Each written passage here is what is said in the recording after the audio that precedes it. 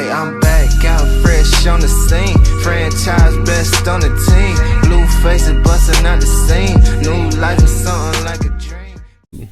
One, and we're live. Yo, this is Kicking It with Kist. We are back. This is episode number 17, and I got a good guest in here today. I'm glad to have him on. It's been a minute since we caught up, and I'm looking forward to this episode. I'm glad you're here. My guy, Marcus Bowers. I appreciate you, baby. What's going on, G? What's happening? How we feeling? Man, I'm feeling good. Like you said earlier when I seen you, we ain't got nothing to complain about. Nothing to complain about. You know, bro. Life is good. Life is good. How you doing, though? You looking good? You looking fresh to death?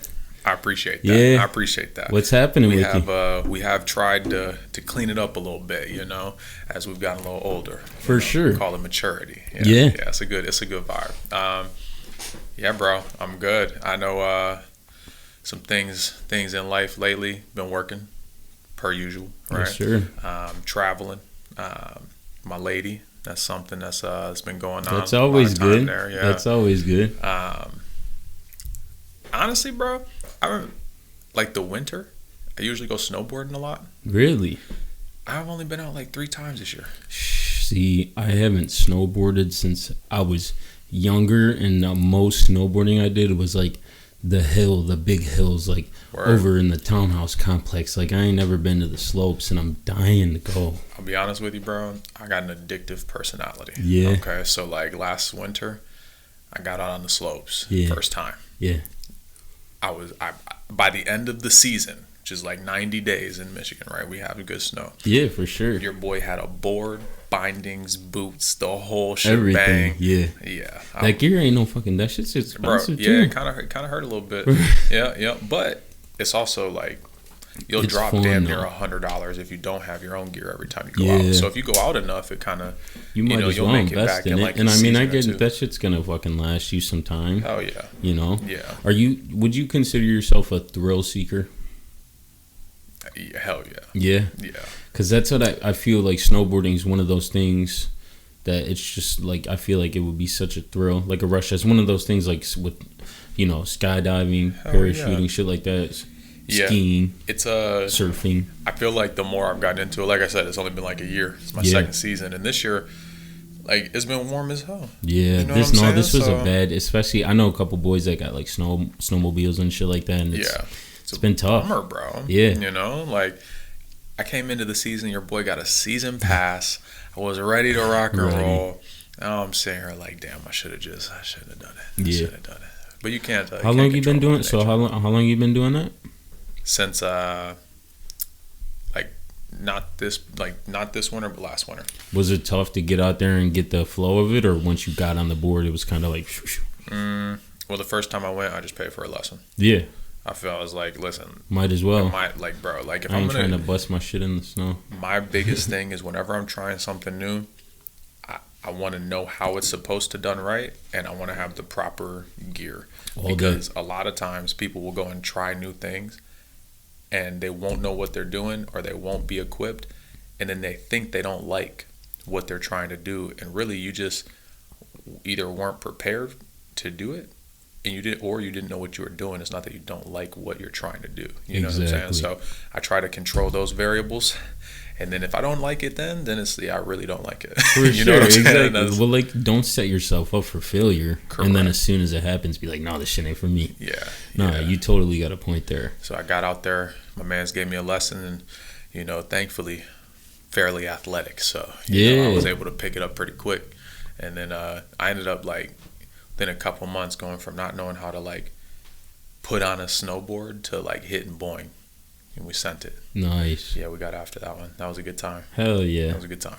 I'm trying to get out there. Like I said, that's definitely one of the things I want to fucking check off my bucket list. Also, surfing. Have you ever went surfing? Bro, when I was abroad, like surfing was happening. Yeah. I was there like as it was going into the fall though. So I didn't go surfing. I did get in. I feel like that shit would be just such an adrenaline rush. Yeah. For real. I don't know how you do that one. Dude, I consider myself to have some balance, but I don't know if I have the coordination to, Or you're just out moving water flow on a board. with it, And you see those guys. I just love those fucking Instagram videos and shit. Like when they're slow motion and you see the guy like on the wave just ripping it. It's crazy. It almost looks like it's not even real. That's what I'm saying, bro. But plus, too, I mean, shit. I'm not trying to get ate by a shark either. Yeah. But there's many ways to die. I do love the ocean, though. Death by shark, isn't it? No, yeah. I'm not playing. That's The first time I went, like, to an ocean, that was all I could think about, bro. Was, like, I would go, like, 10 feet out, and I'm, like, thinking, like, damn. Just thinking Jaws. This could be Jaws type shit. But now, I mean, anytime I've ever went now, after, like, when I went to Jamaica, it was beautiful because you could see the water was so clear. Oh, yeah. And right on the sand, I mean, and you see all the little fish and whatever, all the types of little fucking.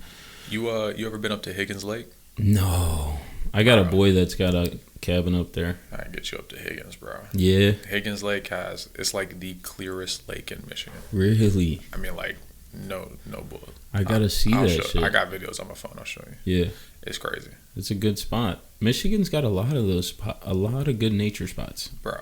I mean, like, So low key slept on. that's what I'm saying. People don't know, but like, no joke, incredible nature in Michigan. Yes. From like forests, like especially having the UP, like that's just a whole other world, bro. Isn't it? It's so crazy. I was talking about that with my book because we've done a good amount of work in the UP. Oh no shit.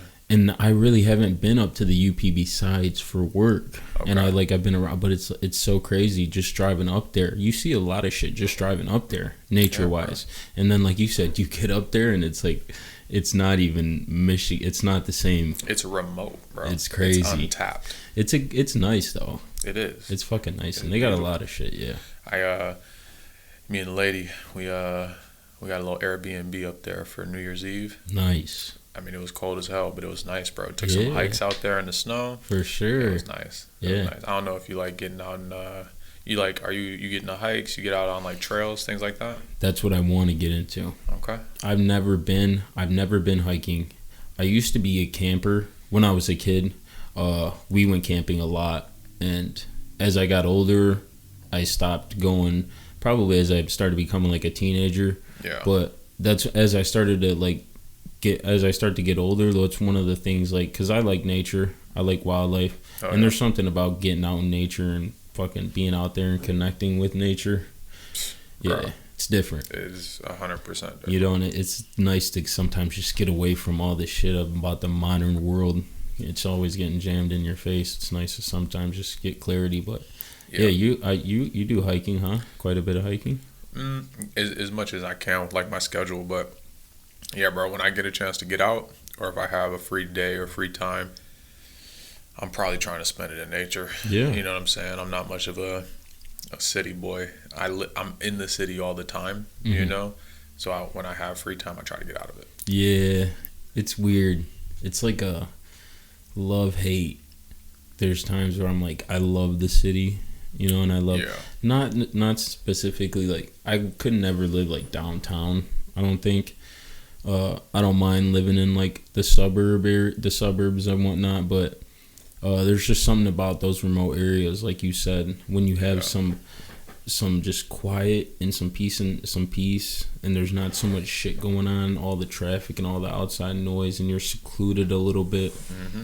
It's People nice. Don't know how to be by themselves, bro. You know, it's just you and your thoughts is a dangerous place for most people. Yeah, you know, so you know it's the beauty of it though. And I'll tell you, bro, I've been like Traverse City, you know, up there. Yeah. Really the UP. You know, we got a bunch of state parks. Shoot, bro, grab a tent and just go and like hit a spot around here, Literally. like just a campground. You just pitch it. Yeah, you pitch that thing, bro. And you have a campfire by a tent one night. Just enjoy yourself. Exactly. It'll be good, bro. For real. And there's so many different, like it's the way that nature makes the human body feel. Like when you take a break from all the constant like internet, your phone, scrolling through your phone and all the bullshit like that you see. And like I said, there's just a lot of stuff that goes on in the modern world that people don't think is harming them, but in reality it's kind of like, you need to just step back and just, Yeah, getting bro. into nature is a good way to kind of do that and step back and kind of recenter yourself and find 100%. some balance. You just hit the word I was about to hit you with. Oh, yeah. Balance. Yeah. You know what I'm saying? Like you said, nature, the city, like, it's just about having balance, bro. Same thing with social media. It's consuming, It consumes your mind, your Yes. time, attention, right? It's it overloads your sensory systems, right? It gives you gratification, like empty gratification. Yes. You know what I'm saying? Like, Mhm. and then people keep seeking that, They can't get enough of You it. got to find that in yourself. Yeah. You know what I'm saying? Like, For sure. that's the difference, bro. So I do like little cleanses where I'll delete my social media. Like, I just deleted it in You January. told me about that, yeah. That's why I was offline that You month. just so you did like a 30-day. Yep. Yeah, I had another one of my boys was telling me he did that too. Might have been like a 30 or 60 day. He said he was going to stay off social media. And I want to do that too. It kind of sucks with the podcast and stuff like that, trying to promote it and whatnot. And I'm like, because I too find that the more that I'm off social media, you feel better when you're not constantly like, or I love that do not disturb on my phone. Throw You can that do not on. disturb. You can. I don't even know what it's called, but you can set like limits on your phone. So Restrictions, yeah. Yeah, restrictions. For sure. So like after 10 o'clock, I'd like log in every time I open up a social media, or what I'm saying. It just makes it cumbersome. Yes. So, and that little bit helps, bro. Well, people are like, yeah, I don't need a restriction on my phone.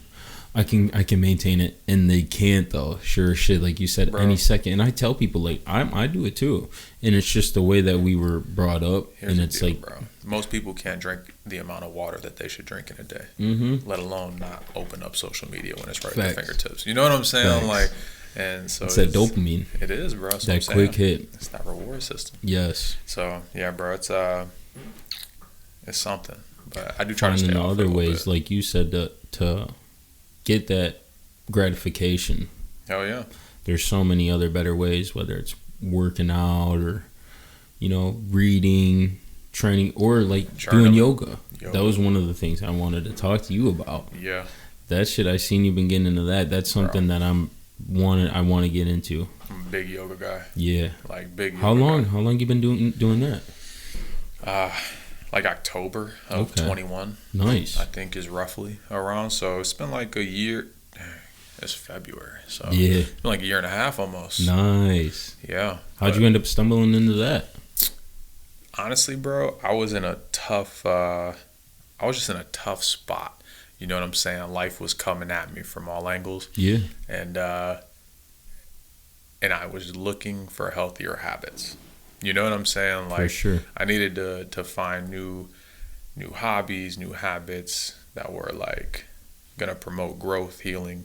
Things that were like good for me, bro. Just Exactly. trying to be more intentional about that stuff. So I got into like meditation, yoga, journaling, and what made it real easy specifically for the place I started going to is my work is like downtown in Detroit. So with your badge, you get like $5 a class down there. Nice. So then I was like, bet. Right. You know what I'm saying? I'm sending Yeah, it. So for real. your boy got in there and instantly realized that this is something I have been missing. This is something that I need to be doing. Yeah. And I haven't really. I mean, damn, bro, I've been doing it every week since like for a year and a half. Nice. Yeah. So what kind of yoga are you doing? Like, because I know there's different. Yeah. There's different kinds. There's hella different kinds. I'll tell you, the main yoga I do is like a yin yoga. It's basically like restorative, right? Slower pace, longer holds, deeper stretches. It's not so much like hot, sweaty, lots of movement. You know, like my lifestyle is already on 10. You know what I'm saying? Like, You're trying to slow it down a little with the yoga. Yeah. You know how we just talked about like being with yourself, spending time with yourself, away from everything, bro. Exactly. Like, that kind of yoga is slow pace, it's just you, it like is my time to like work on myself, create space. Yeah. Yeah. And you work the meditation in with that? Yeah, I mean, for sure. Nice. Yeah, it's definitely a meditative yoga, I guess, where you're not like talking or anything. And yeah, bro, when you start to really connect when you do yoga, like, breath, you create space, bro, just with your body, your mind, everything. Yeah. Like that's been the most impactful part for me, and it helps me move better. Yeah. For sure. Yeah. Probably helps too with your fucking flexibility and whatnot. I am your body. I'm real flexible. Yeah. I am real flexible. I was always a person too that just had achy joints and stiffness, especially. I mean, now I'm way more aware when I lift and exercise. Yeah. Just about the way that I'm doing it, and especially when I was younger and I first got into trades, like doing glass, I would just be lifting up these heavy ass panes of glass, like whatever, like this ain't like. And the old guys are like, yeah, you probably want to chill out, and I'm like, no, I can lift this up, just all jacked up and shit. But over time, I mean, even didn't take long for me to. I mean, it's not like anything severe. I'm not hunched over, but that's how people eventually end up, like that. Body's all fucked up, and I feel like yoga is a very good way to keep the body fresh, keep the joints loose. Yeah, bro. I had problems in like football, from playing just for a long time, and like my low back, my hips, you know what I'm saying? Like, it was tough, bro. Yeah. And I'll tell you what, like, it was to a point, kind of when I said I was like needing healing, bro. Like, from 8 to 22, I was like grinding. You know what I'm saying? Like, oh, and you were a savage. Yeah. Like, like, you were not just a go through the motions athlete. Nah, bro. That's what I've always admired about you. You've always been a go. Like I'm not just gonna show up. I'm about to for real be here. Go hard. Yeah, bro. You guys are gonna know that I'm here. I don't like to waste time, bro. But I could see definitely why. I mean, like you said, so from age 8 to 22, Facts. Just smash mouth. Yeah, literally. Yeah. And like, that'll wear on you. My body was wore. Yeah, it was worn down, bro. So, like, getting into yoga, bro. Like, I couldn't even go to the gym. I couldn't squat, bro. Like, my back was like I'm talking 135 on the bar. Your boy was like, bro. Yeah, it get like that. Yeah, it was tough. And so I bro, I stopped lifting, and I was like, I don't care, bro. I'm about to get healthy. And your boy just started stretching, and it's amazing what happens when, like, you create that space in the body, bro. I think I've said that word a lot, and I don't know if that resonates, but it's the best way I can put it. Like, you can just move better. You got more space in your joints, more space mentally, right? More clear-minded. Like, just from stretching, like, when I first started working out, even when I was working out and I just had started working out and I was lifting basic shit, lifting arms and doing benching and chest and shit like that, and I wasn't stretching. I never was a big stretcher, besides school, sports, you do your warm-ups and your stretchers. But once I started training and doing the boxing, I started stretching a lot, and I started immediately almost noticing the difference, especially when I would wake up in the morning. Now it's part of my routine. I like to wake up in the morning, and before I even leave the house, before I even really start to get ready, I get up, get awake a little bit. I like to meditate and stretch, and you get up after you're done stretching and you're a little bit loose. And when you don't, throughout the day, you kind of feel that tension in your body. 100%, bro. I completely changed my schedule probably in September. So coming up on a year of doing yoga, I realized kind of what you're saying, bro. I need to do this every day. Yeah. I'm not saying I need to do an hour and a half class every day, but I have enough knowledge and experience doing it now. I can do basic stretching and things on my own. Yeah. And bro, I get up at 5:30 every day. You know what I'm saying? And get in some stretches. It's time to hit the gym. It's time. I mean, real talk, bro. No one else is awake that early. You know what I'm saying? So it gives you an hour and a half. A 2-hour window to invest in yourself. You know what I'm saying? For sure. Whatever that looks like for people. But it's tough, especially people that aren't morning people. Yeah. Like I did the morning gym. I'm now back on my morning gym schedule. So I go to the gym in the morning before work. And I was doing it for a while.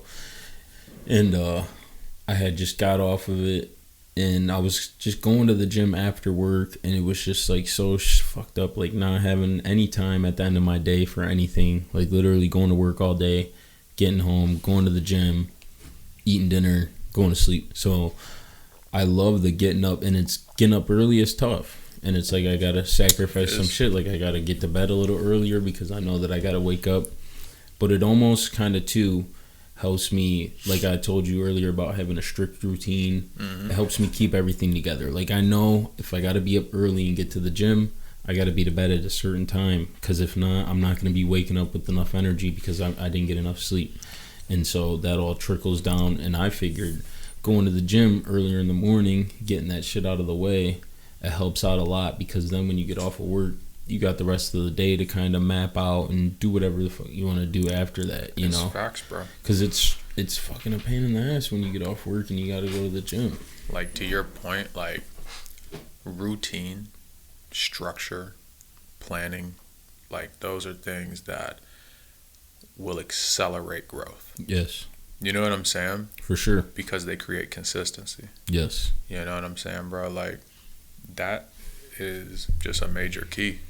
Consistency is so much. Like, I always was a guy that I love motivation. I love motivating shit. I love people feeling motivated. I like to motivate people. I love to feel motivated. But the older I get, the more I go through life, and I realize about feelings and like motivation as it being a feeling and how fast it can come and go. Motivation don't mean nothing, bro. Nothing. Real talk. Nothing. Like, when you start to get into, like, consistency and discipline are everything. It's like this, bro. Like, the higher you want to go with something, the farther you want to take something, the more high level, the more of an expert or whatever, bro. You start to realize, like, that motivation shit is, like, dead. Exactly. You know, like, there are days, straight up, like, I don't want to get up at 5:30 and go to the gym. Flat out. You know what I'm saying? There's days I don't want to bust my ass at work. There are days I don't want to, whatever I have to do. Yeah. It doesn't matter what you want to do, bro. It's what you need to do. Flat out. You know, and it's holding yourself to that standard, you know, and that's like... It's training your mind. Yeah, bro. Training your mind. Just like people train their bodies, they don't realize, like, they try to tell themselves they can't do it. And it's just a bullshit cop-out, you know, because they don't want to do it. Just like I taught, and I get it, like, not everything's for everybody. Like me, I started taking cold showers and cold plunges in the morning. Well, I started just doing them in general, and now I do them in my morning before, when I get up, and it helps me wake up in the morning. And obviously, there's a tremendous amount of benefits that it does for the body, but besides that, what it does for my mind, it puts me in that situation of stress where I don't want to be there, but that's what I do. So, like, when I get up in the morning and I'm like, can barely open my eyes, and I go into the bathroom, and then I fucking run the tub, and then I take them bags of ice and I dump that shit in there, and then I get in there and I set that timer. There is nothing else. That's it. Yeah. Breathe. And this is what I do. I got two things, bro, on that thought. Yeah. One, you said breathe. Yoga also taught me, like, it taught me that, like, pain is an opportunity, and breath is going to be your guide through it. Yes. Whenever you're going through something tough, bro, you got to connect with your breath, bro. People don't even know. They don't know the power of it. Everything, bro. I'm telling you. And then also, I'm a firm believer to your point about, like, doing something, like, you don't want... This is my philosophy on life. I'm going to give you one.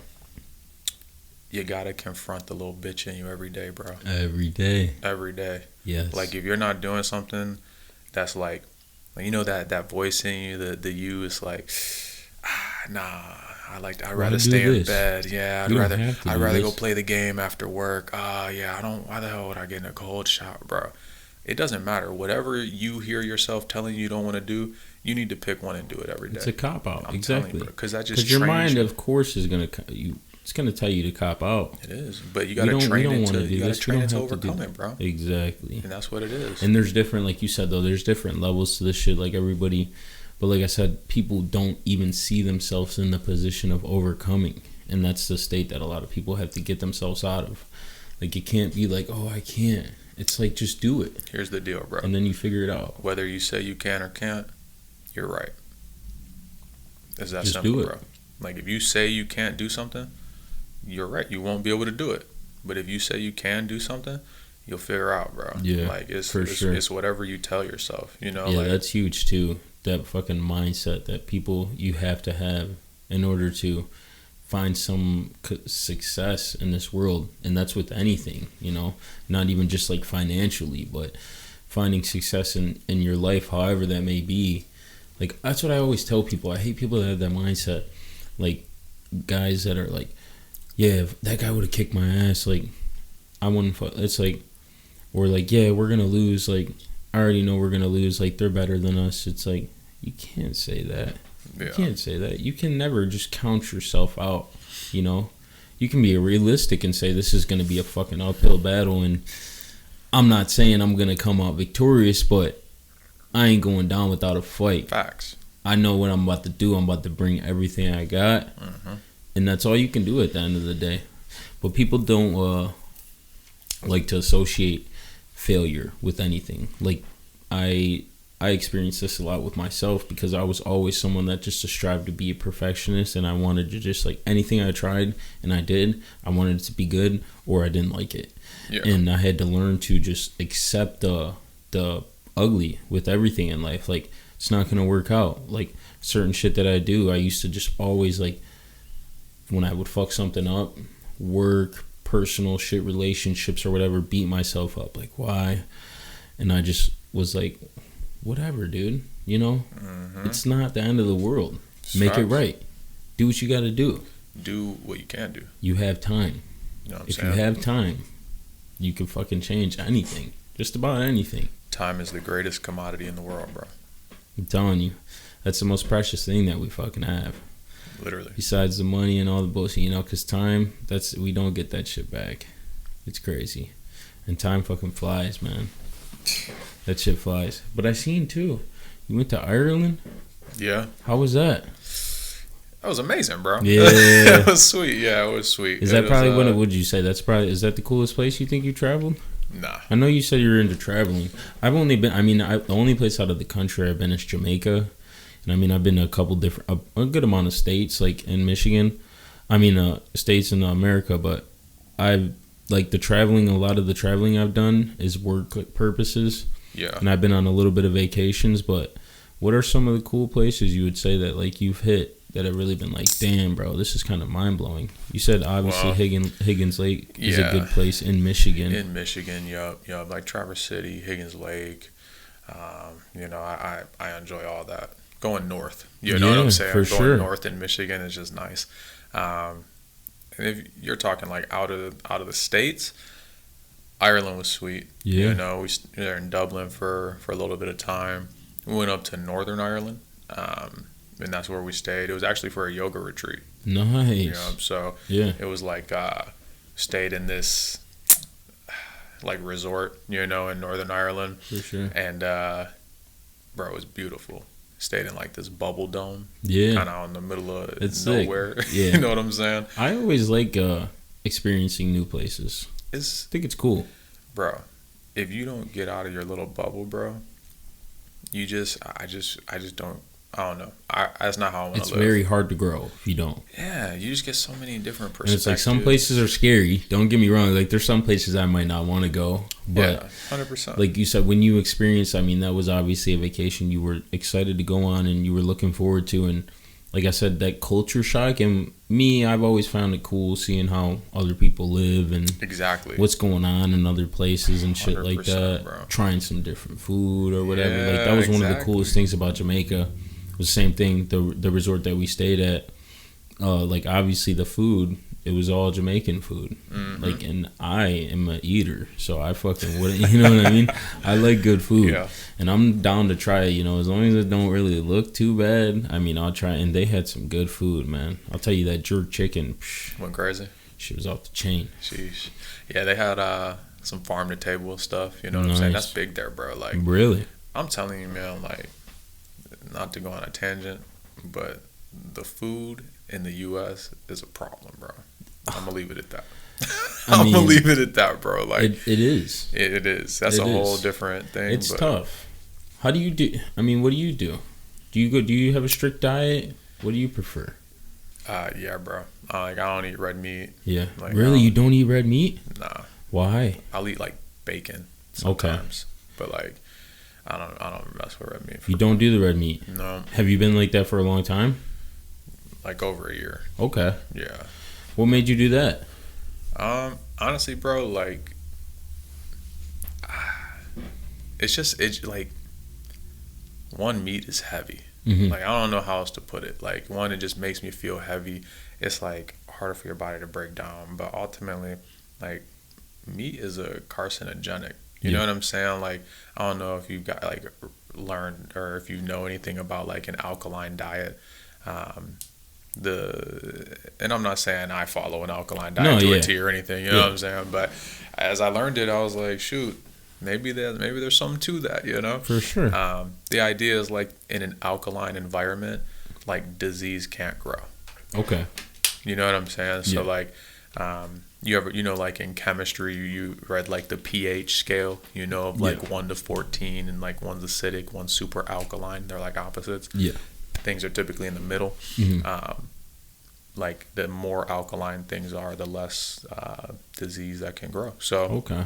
Trying to eat an alkaline diet, meat in general, like is a carcinogenic, cancer-causing agent is like what that means. So like, I just try to stay away from it, bro. And eating more fruits, vegetables, and then this kind of put a cherry on it. This is what sent it over the edge for me because I thought about it for a while. Yeah, it's funny where it came from too. But you ever, Zac Efron? Yeah. All right. Yeah. Down to earth. Yeah, that guy's fucking shredded, bro.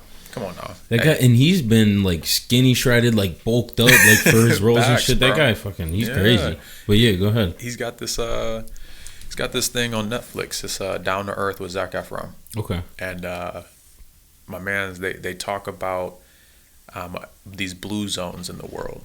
Okay, so blue zones. What that is it means there's a concentration of people where per like person, and average it against anywhere else in the world, like the average person lives to 100 at a higher clip than anywhere else in the world. So they have like the highest concentration of like centenarians. Mm-hmm. So folks over 100 years. Okay. So there are like spots in the world where like for some reason people tend to make it over 100 more than anywhere else. Yeah.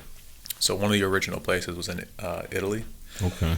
They went out there and they have, it's a whole episode, bro. Yeah. But it's like in this episode, they're like, well, why the hell are they living to 100? Yeah, what's the secret? In the whole part, like this whole Down to Earth with Zac Efron is talking about like how different parts of the world, their diets, the way they eat, like healthier lifestyles that are out there. Mm-hmm. And so like that's what the show is about. That's what they're talking about here. What they found is, in Italy, they eat a lot more food that's grown in their environment. It's not import-export. Okay. It's like stuff grown locally. Yeah. They have higher carb diets and lower like protein meat diets. Really? Right. They tend to stay physically active, right? Yeah. Older folks, Italy's pretty like hilly. Mm-hmm. So just walk in the city, like on inclines as you get into age, like constantly, daily, you know? For sure. Like, probably got fucking strong calves. Bro. Facts. For real. But like just hearing that, bro, and it was like, for me, I was sitting there watching, I was like, all right, bro. We just sat here and said time is the most important, like, commodity, period. Yeah. You're telling me in that little pocket of the world, motherfuckers are living over 100 years on average, more than anywhere else. Yeah. And that's their diet? Yeah. I might as well give it a try. Why not? You know what I'm saying? So why not? That's what I did. And I'm a firm believer on, like, everybody's got something that works for them. Like, people try to say, like, no, you have to live like this. Because, like you said, I tried out a couple different things. Like I was like, all right, I'm gonna try fucking meal prepping. I'm just gonna do chicken and rice. Every Sunday. And then I went from that. For a second, I was like, all right, just started eating greens. I was just eating vegetables and fruits. And I was talking to my boys, and I'm telling my boys I'm about to think about going vegetarian. They're looking at me like I'm fucking crazy. I was like, no, you can't. And I was like, yeah. And I've never really been like I like pork chops. Can't lie. I like pork chops. Grandma I like loves pork bacon, chops. man. But something about swine, I don't know. I don't eat it a lot, but I don't mind it. But I'm not one of those people that are like, I never eat it. I do like turkey bacon though. Oh, bro. But my body turkey bacon. I started doing the carnivore diet just because I was trying to find something that was helping me. I kind of got stagnant with my body progress, and I was still working out, and I was trying all these different diets, and nothing was really seeming fitting. Plus, like, I was trying to find too what was helping me optimize my energy the most throughout the day. And so I heard about the carnivore diet, and I'm like, tried it. And what I really do, like, I fast. I like to intermittent fast throughout the day. I never really was a breakfast eater. What's your cycle? Just eating. So I don't eat in the morning, and I don't eat lunch. Sometimes during lunch, I might have like the second half of the day, I might have a protein bar. I eat these protein bars. They're zero sugar. What's your like I intermittent fast too. What's your like feeding window? Like how much time? I usually just eat dinner. Oh damn. Okay, Yes. so you're like one meal. Yes. Okay. Yeah.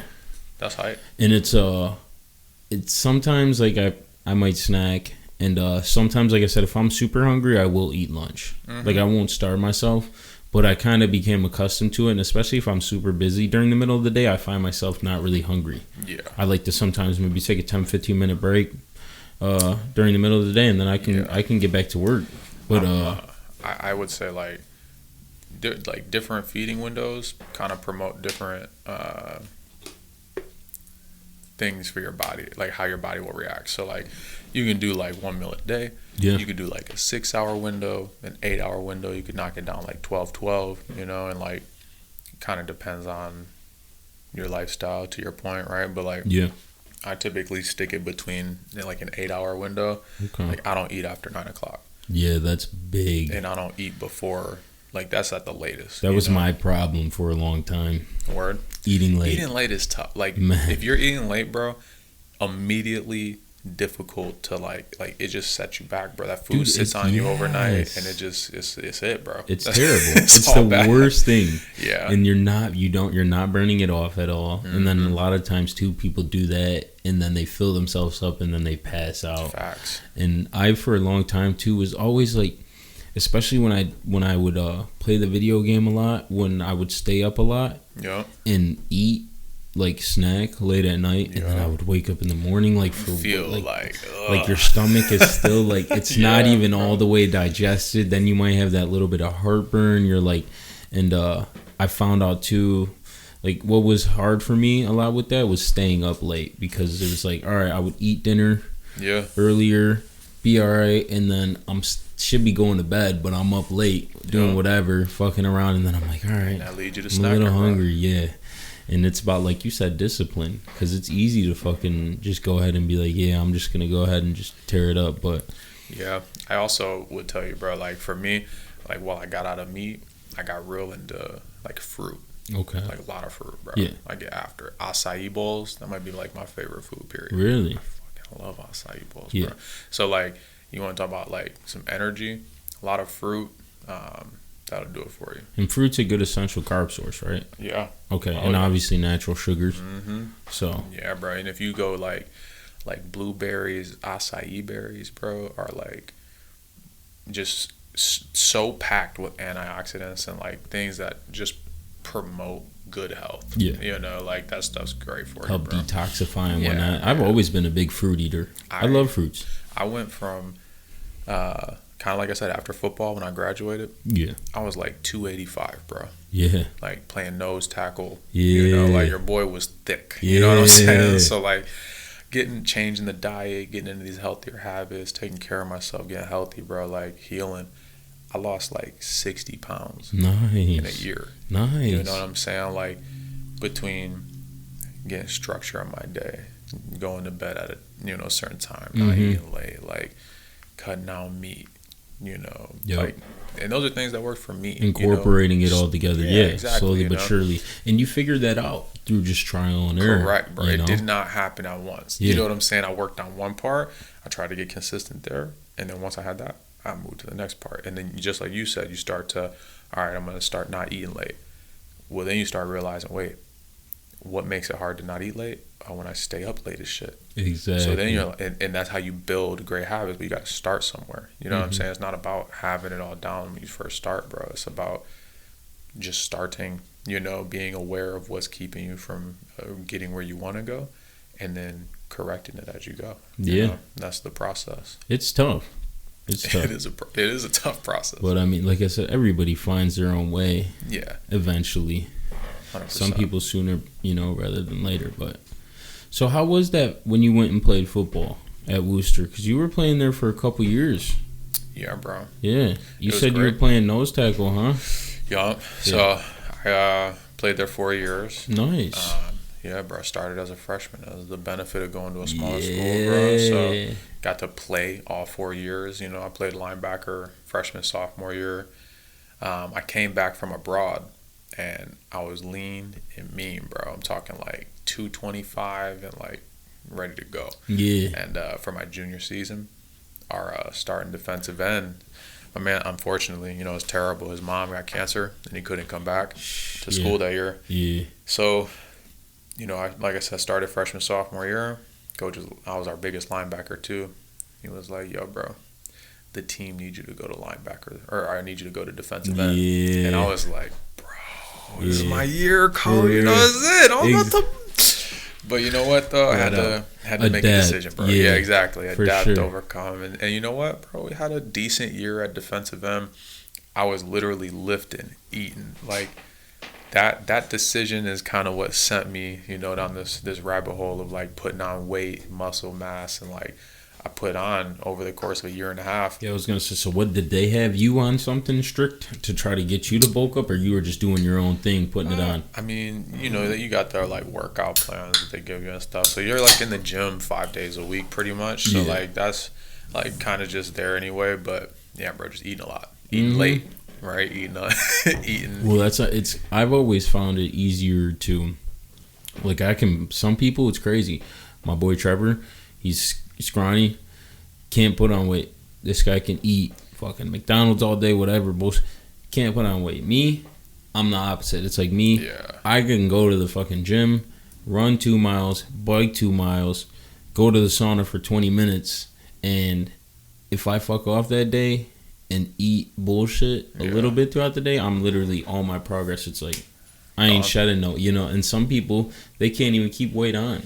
Yeah, it's crazy the way that works. That's facts, bro. You gotta learn your body. You know, exactly. Everybody's a little different, but yeah, thankfully, and I guess maybe not as thankfully, but it is what it is. The way my body works, bro, it reacts to its environment. You know what I'm saying? Like, if I'm feeding it, it's growing. Yeah. You know, and if I'm trying to cut it down, it'll lose weight pretty smooth. You know, like I don't think a hard time doing either.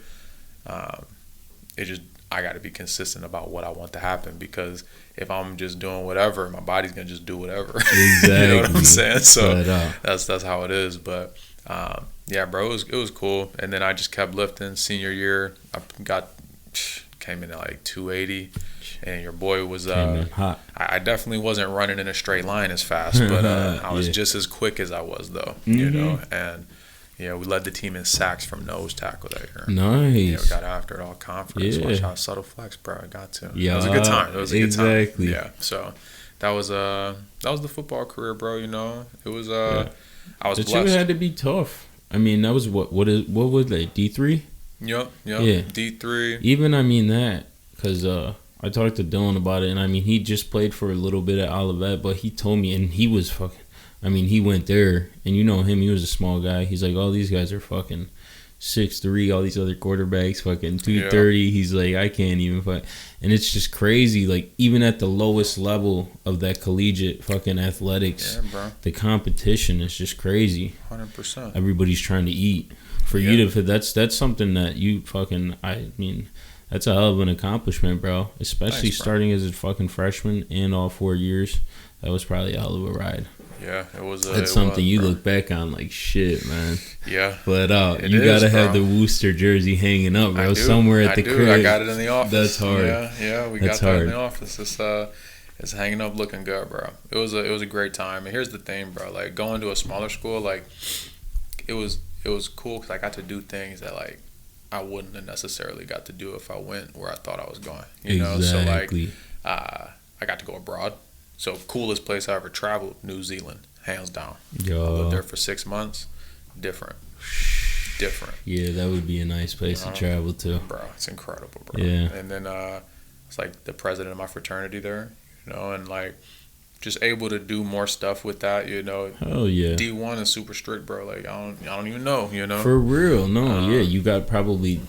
You were able to experience a lot of different experiences, like you said, you might have not have been able to do had you had chose to go somewhere bigger to a bigger program. Facts. Those are the advantages of keeping it small. It's like, yeah, and like you said, yeah, I get more playing time, and I feel like it's a little bit more personal, like as opposed to you being a number with the smaller school.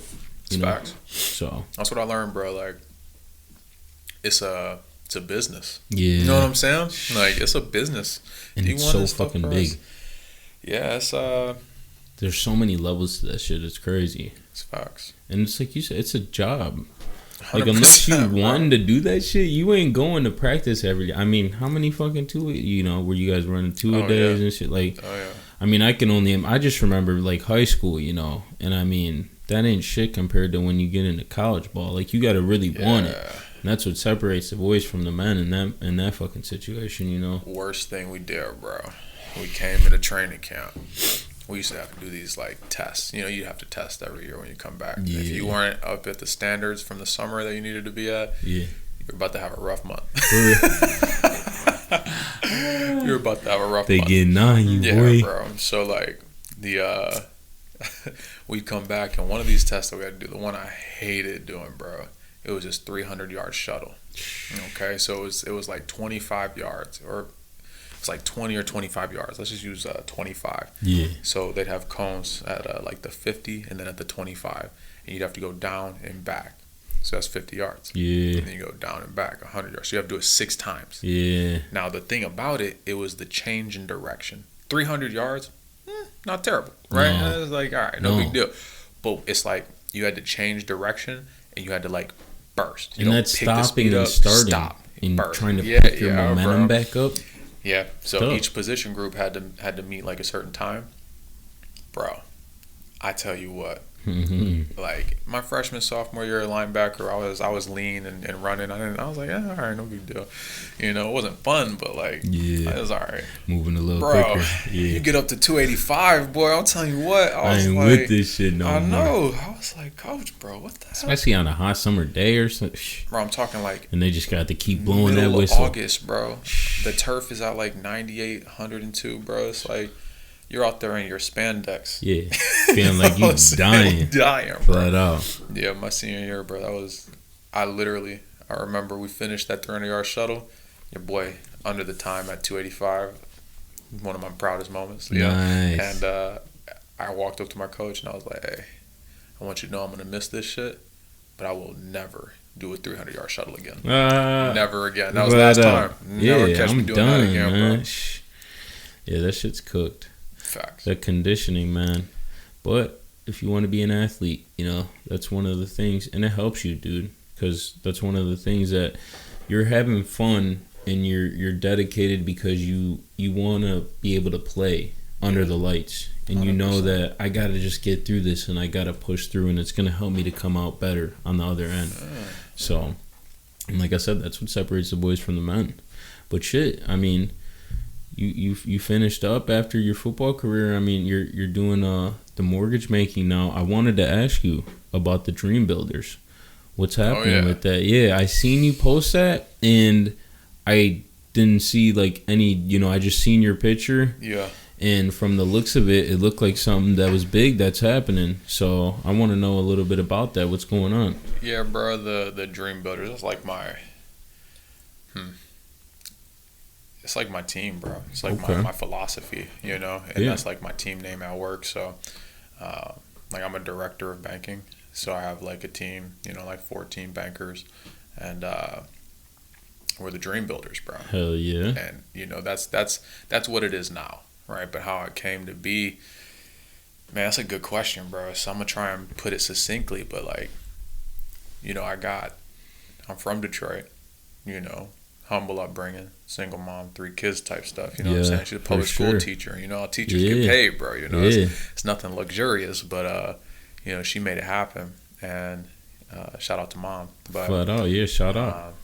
Shout out to all the single hardworking moms, man. Around here. Flat out, like you said, I'm the same way, bro. Yeah, makes you different when you see. It does, bro. Gives you perspective. That hunger in you, real quick. You know you want something. Yeah, something more than exactly. 100%, bro. Yeah. And you know, I got an opportunity at Rocket that was better than any opportunity like I had ever been offered. Yeah. You know, an opportunity to make it happen. Yeah. I sent it. And tell you what, bro, like the people I met had impacts on my life. You know what I'm saying?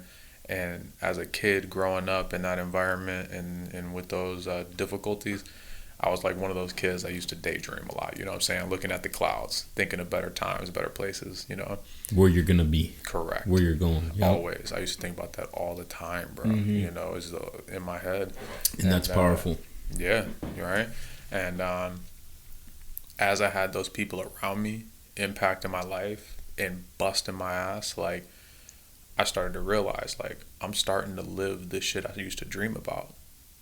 You know what I'm saying? Like, it's like, it's weird. Yeah, when it starts to actually transition into that, you're like, wait, It was like the more work I put in. I thought about this. Yeah. The more I do, the more, like, I'm building this shit. Manifestation. Yeah. Shit is for real. It's real, bro.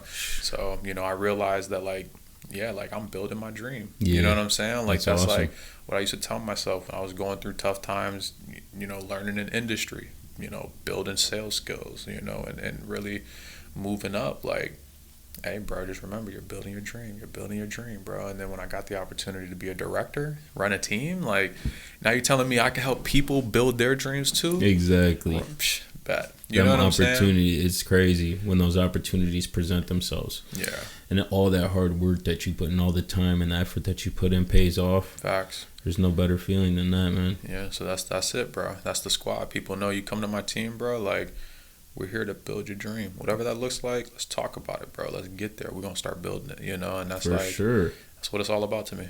Nice. That's fire. What else is going on, though? Yeah.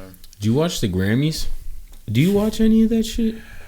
I'll be honest with you, bro. I'm, like, super offline. Dude, I am, too. I seen some shit, though. A video of this guy performing. Sam Smith, you know the artist? Yeah. He's got some bangers out there. Bro, Sam Smith, I honestly haven't heard, like, recent stuff, you know? But I remember back, I don't know, in the last 5 years, you know? Like, I definitely had him on some playlists. I ain't gonna lie to and you. everybody's going to be like, oh, yeah, whatever, like, so shit. Like, I don't even care. But I seen this video, like, him performing at the Grammys, and it was, like, this whole, like, devil theme, like, thing, like, him, like, on stage and, like, all this shit. And you got all these people now talking about, like, all this satanic ritual, like, stuff like that and shit. And I'm like, and, like, there was, like, the Lil Nas X and shit like that. And it's just crazy, like, because I didn't watch it. Like, I could give a shit about that. Yeah. But then you see those videos and you're like, it's just crazy, like, that people don't even care about that. People don't even care about that shit. And then there's certain things, though, in the world that people, like, voice their opinions on. 100%. And you're, like, kind of, like, but you turn a blind eye to some of that shit like that. And I'm a big person on freedom. You know, like, do whatever you want. And I'm not, like, a person that's, like, yeah, that was, like, I don't know if it had meaning to it or not, bro. It could have just been a performance. It could have been something else. Yeah. But, I don't know. It's just one of those things. It's weird. You know what I mean? Yeah, bro. It's, I put it like this. There's a lot of things in the world that are probably not what they should be, you know? 100%. There are too many things in the world like that to all have my attention. Yeah. You know what I'm saying? For sure. Sometimes, I don't know, if people turn a blind eye to things, and this is me giving people the benefit of the doubt. Yeah. You know, where it's like, maybe it's not so much a blind eye, but it's like, you can only be so passionate and truly involved in so many things. you know, before you're too thin and then not making any impact in anything. Exactly. You know, so like I try to like keep that perspective, but like, yeah, there's definitely some weird shit happening, bro. You can't let it suck you in. Yeah, and that's the thing, bro. Like, here's the deal. Some people just get too wrapped up in the shit. Yeah. Like, it's funny because, like, I'll see those videos and then I always click on the comments because I'm like, I want to see what people...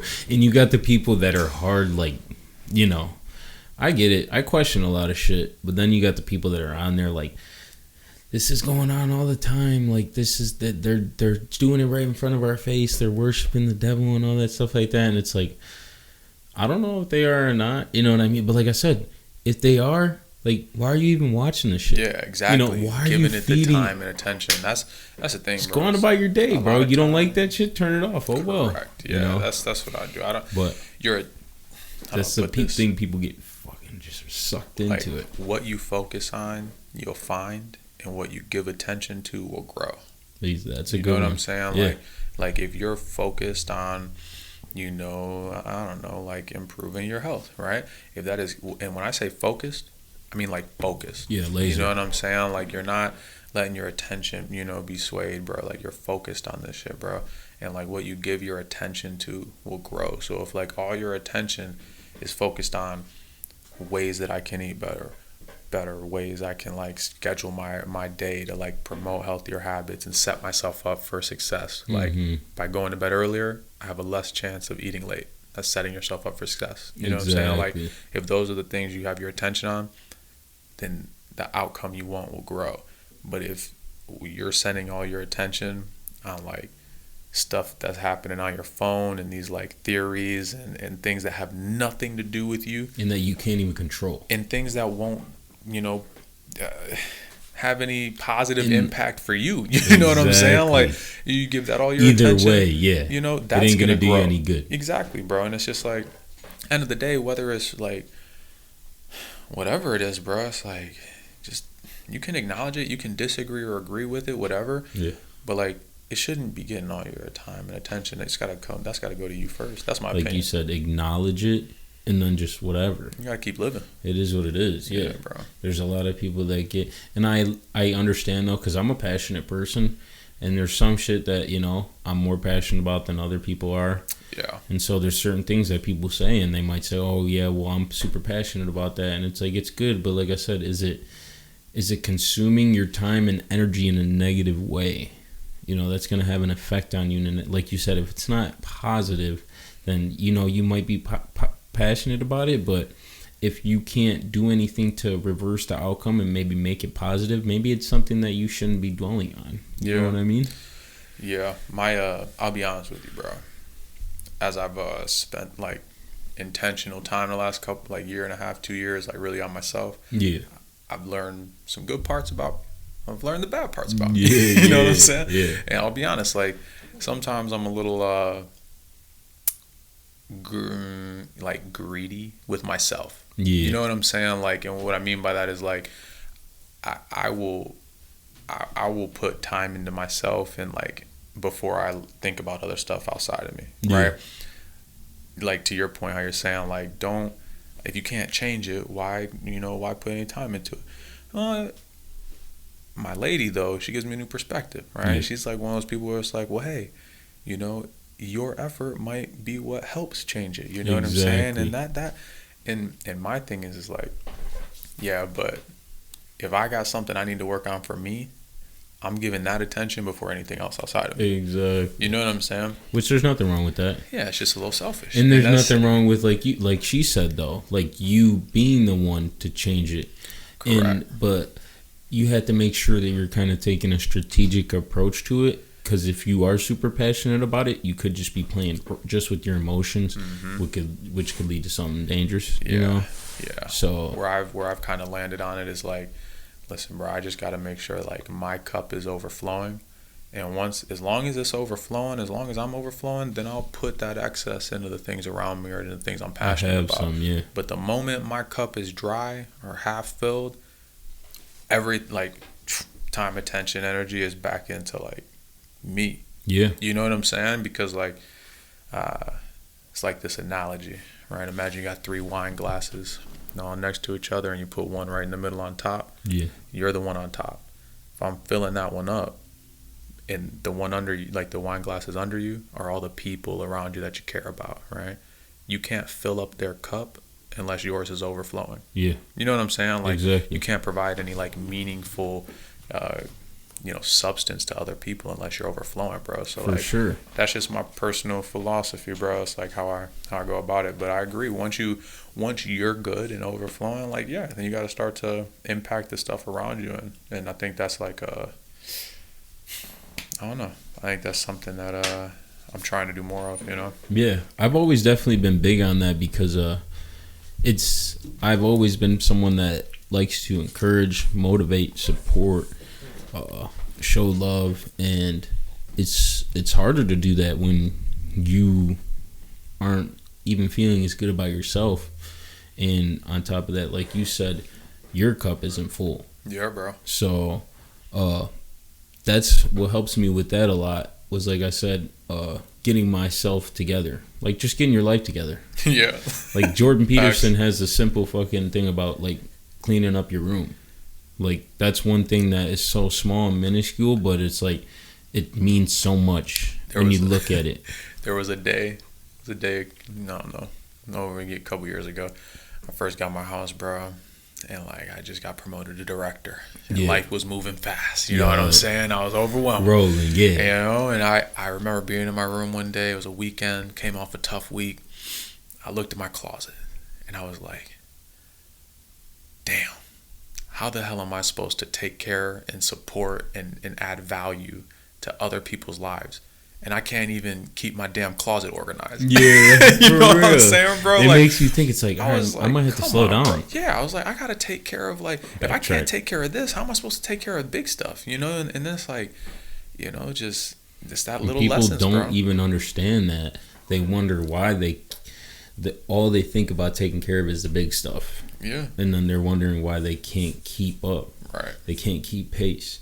Scale back. Maybe you do need to take care small, of, pick bro. up the, tie up the loose ends and start with the small shit. It's just like if you were going to the gym and working out. Yeah. If you don't fucking work out every day, if you're a guy, you're not going to go in there and fucking grab 60-pound dumbbells and try to curl them motherfuckers. Right. You know what I mean? Facts. So it's about, like you said, just slowly, steady progressing and just finding your feet, your footing.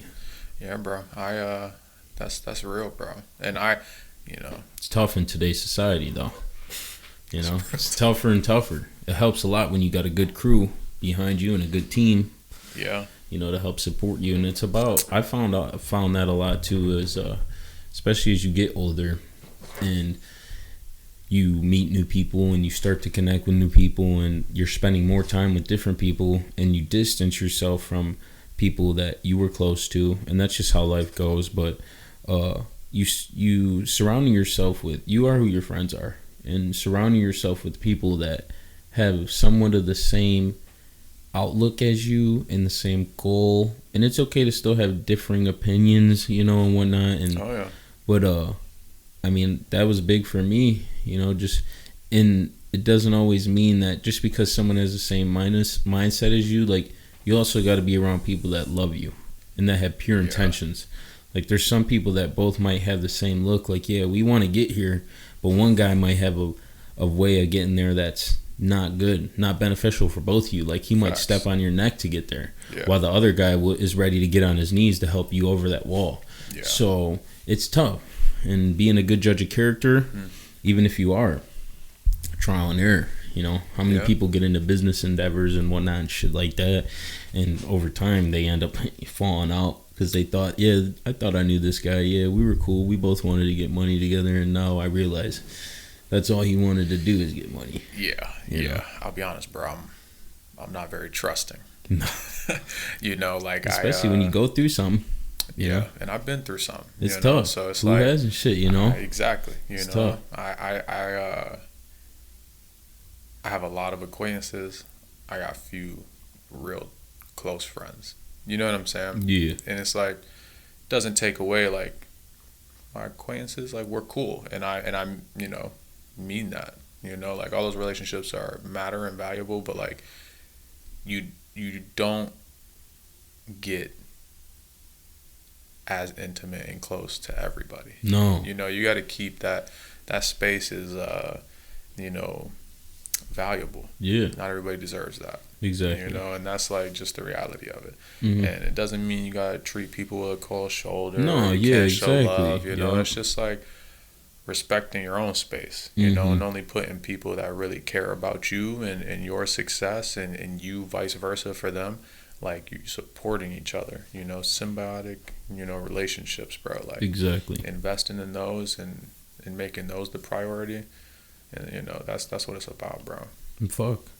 Trying to do that for too many people and be that for too many people will spread thin, make you be spread thin. Remember that cup thing I said? Exactly. You know, you can fill 3 of them under you. Yeah. You try to fill 10 of them. How much do you got to be overflowing to do that? Exactly. You know what I'm saying? Before you're burnt out. Before it's empty. And it's just, you know, it's just the reality of it, bro. What is going on with the Super Bowl? Who's about to win? All right, this might be controversial, but I got the. Is it scripted? I don't know. Yeah. I don't know. I haven't read too much into it for real. Yeah. But seems like there's a lot of people just that's the big thing going around right now. Bro, it's playing football. It's I don't know how you script it, bro. I'm out there reading guards. How the fuck do you script How that? would you script someone tearing their fucking ACL? You know what I mean? Yeah. I mean, so and that's what I said. I mean, either way, the thing that cracks me up is, motherfucker, you're still gonna watch it. Facts, you know, you facts, still yeah. tuning in to the Super Bowl. So yeah. But it's gonna be a good one. I like this, bro. I like the Eagles. I like Jalen Hurts. I mean, I like Pat Mahomes. I like the Chiefs. I mean, I'm a Ravens fan and a Lions fan. I don't really, you know, either way, whoever wins the Super Bowl, I don't care. But I can tell you right now. What do you bro, think? If both teams were healthy, I would say KC. Yeah. I would. How's Pat doing? I don't think they're good, bro. Yeah. I heard like one, you know, he's hurt, and then I heard the team was like getting sick. I heard that they're like getting sick, catching the flu. They just like I saw it on SportsCenter. It came off. Yeah, one of those, like, but I mean, notifications. shit, you never. So I'm saying, bro, A lot of people are getting sick right now. Hell yeah, the flu. I've been hearing that. Mm-hmm. Now that's crazy that you said that. Yeah. It probably is true. It's kind of the season for it too. And Pat Mahomes, that motherfucker's always hobbling around, bro. yeah. He's constantly running for his life, bro, hobbling around, making plays. Yeah, that's what the Eagles might just have too much. I think the Eagles are healthier, and I think that like they're just so in they're sync still too. good. That team, man. Yeah. Like the way that they all have that like team mindset, like it's all about them. Yeah. Like, there's some dogs, bro. You know, team. It's one band, one sound type shit. Damn, that's a good movie. And it's not. Oh yeah, for real. Yeah, it'll be a good one for sure. I'm anxious to see what kind of commercials they got popping. Hell yeah. Who's even performing? Bro. I don't even know who's performing. No way. Do you know who? Hell yeah. Who? Oh my god, bro. All right, so I gotta tell you before I tell you who. Yeah. Bro, this was like my woman crush Wednesday. Like, shit. I mean, maybe still. I don't know. Like, bro. Oh my now gosh. I gotta know. It's Rihanna, bro. Oh my gosh, I Come love on, Rihanna. oh my I love goodness, Rihanna. bro. I love Rihanna. Yeah, ASAP. He hit it with that one. He hit the home run. He hit the home run, bro. Yeah. She's fire. I mean, superstar, bro. Got a fucking voice, can sing, and she's gorgeous. I've always liked Rihanna. I've always thought she was cool. Oh yeah. I mean, I don't know her, but I mean, she's always, you know, that shit was crazy. What was going on with her and Chris Brown? Bro. That was some other shit, but that. Still get down with Chris Breezy though. Yeah, he still got the bangers. Bro, it's the music. You know what I'm saying? Do you separate Do you separate music from the person singing it? You know, it's tough because like I'm that type of guy. Like even now, like everybody's like, yeah, Gunna's a snitch. Oh yeah. I'm like, I can't really listen to his music. You know what I'm saying? Word. And I love Gunna, but I'm like, bro, if he's a rat, I can't listen to him. But I don't know. Like I said, it's a controversial because I like his music. So, and then like you said, like the Chris Brown thing. Like I grew up like on Chris Brown. I mean, Chris Brown, he's a dog. And then like all that shit was happening, and it's like everybody's like, if you listen to Chris Brown, like you're a piece of shit. He's a woman beater and shit. And I'm like, bro, but then he got some bangers. Like, what are you supposed to do? I remember when I was in like 6th grade and watching that wall to wall video. I used to be in there getting after. That excuse me, miss. Hey, bro, he was. I'm telling you, bro. Yeah. Especially too for the. I mean, the light skins, the mix. He was putting on, bro. It's true. He came out. He did. And he was like I said, young superstar, bro. Facts. I mean, he's been making hits for a long time. Facts. What dude can act, bro? Him in the Stomp the Yard. He's in the This Christmas Takers. That boy can act too, man. Yeah, I definitely. But like I said, it sucks when you hear that shit. Yeah. You know that with people, and especially people you like. They have these personas that are like they're a good person, and then it finally comes out that they're kind of a POS, and you're like, bro. Why? Yeah. I was hoping for better for that. That one kind of shook me. I'm not gonna lie. So yeah. It's tough stuff. It is. It's tough stuff. But it's hard, and that's the thing. People get so shocked when that shit happens. It's like they're humans. Like that's the thing with people like worshiping like celebrities and famous people. Like they do shit like that. Like just because they're online and like they seem like they're cool, and then a story comes out like there'd be like Instagram or YouTube couples. It's like they're portrayed as like the perfect family. Like that's what people are into now. Like they bro. You know. People care romanticizing over other people's shit, and then it comes out like, stuff, that's all fake. It's all for show. Like they really fucking beat the shit out of each other or whatever. It's like, come on now, but that's how it is. What do you think about? It's easy to portray something different online. 100%, bro. Especially with the way shit is nowadays. You ain't lying, bro. Let me ask you this: Drake. Oh my! He comes out with if it comes out, bro. Okay, you feel it. Okay, so but hold on. Now we were just talking. When you hear stories that come out, the X. What if he goes to trial? It's supposed to be like the 24th or something. He's getting deposition, I believe. What? Yeah. So they ordered him to show up. If he gets found out, all right, man gets put behind bars. If that happens, I don't know. I don't know what I'm gonna do. X. I don't know what I'm gonna do. I don't know. My whole playlist is gonna have to go in the blender, dude. I mean, that'll be terrible. Like, do you hate Drake if he I did just kill don't X? even. Is that a reason to get off Drake? I just don't know though. Like, if it's gonna be for real. Like, if he's gonna get. Like, I'm a firm believer. Like, if he does get found guilty for doing some shit like that, like, it's gonna be fucked up. And like, however I feel, like I'm gonna have to either, like I said, I'm not gonna agree with it. You know, am I still gonna listen to his music? I don't know.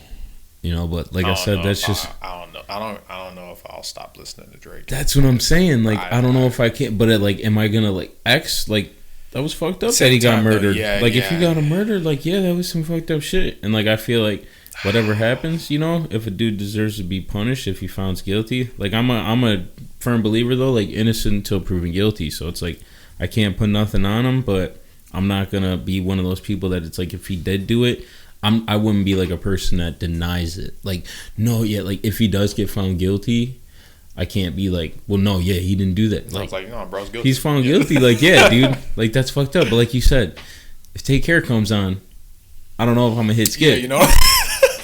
That's just. But isn't that crazy? That shit, like I said, it's just so weird how shit ends up popping up to the surface. Like, X gets murdered years ago, and then all of a sudden, all this shit starts popping up, and people are like, Drake sent shooters to get him. It's like, what the fuck? What the fuck? That with the shit that goes on in that world, bro, it's just crazy. Yeah, I'm a firm believer, bro. You shouldn't do stuff if you don't want people to know about it, and that's anything in life. Because the simple fact, bro, the truth comes out. You know what I'm saying? Always comes to light, out, man. Bro. You can Flat try out. and put it on. Promise you, bro. I'm telling you, back. You better real. you better just live right. That'll be crazy though, man. If that shit fucking he's supposed to be going on tour though. Word. Yeah, so I mean, I hope that he didn't do anything. I hope. I mean, like I said, I don't think he's a bad person. If something like that happens though, then my whole outlook on, you know, is gonna change. Could shake, like you said, my playlist. Exactly, for real. No, but that'll be sweet if he comes.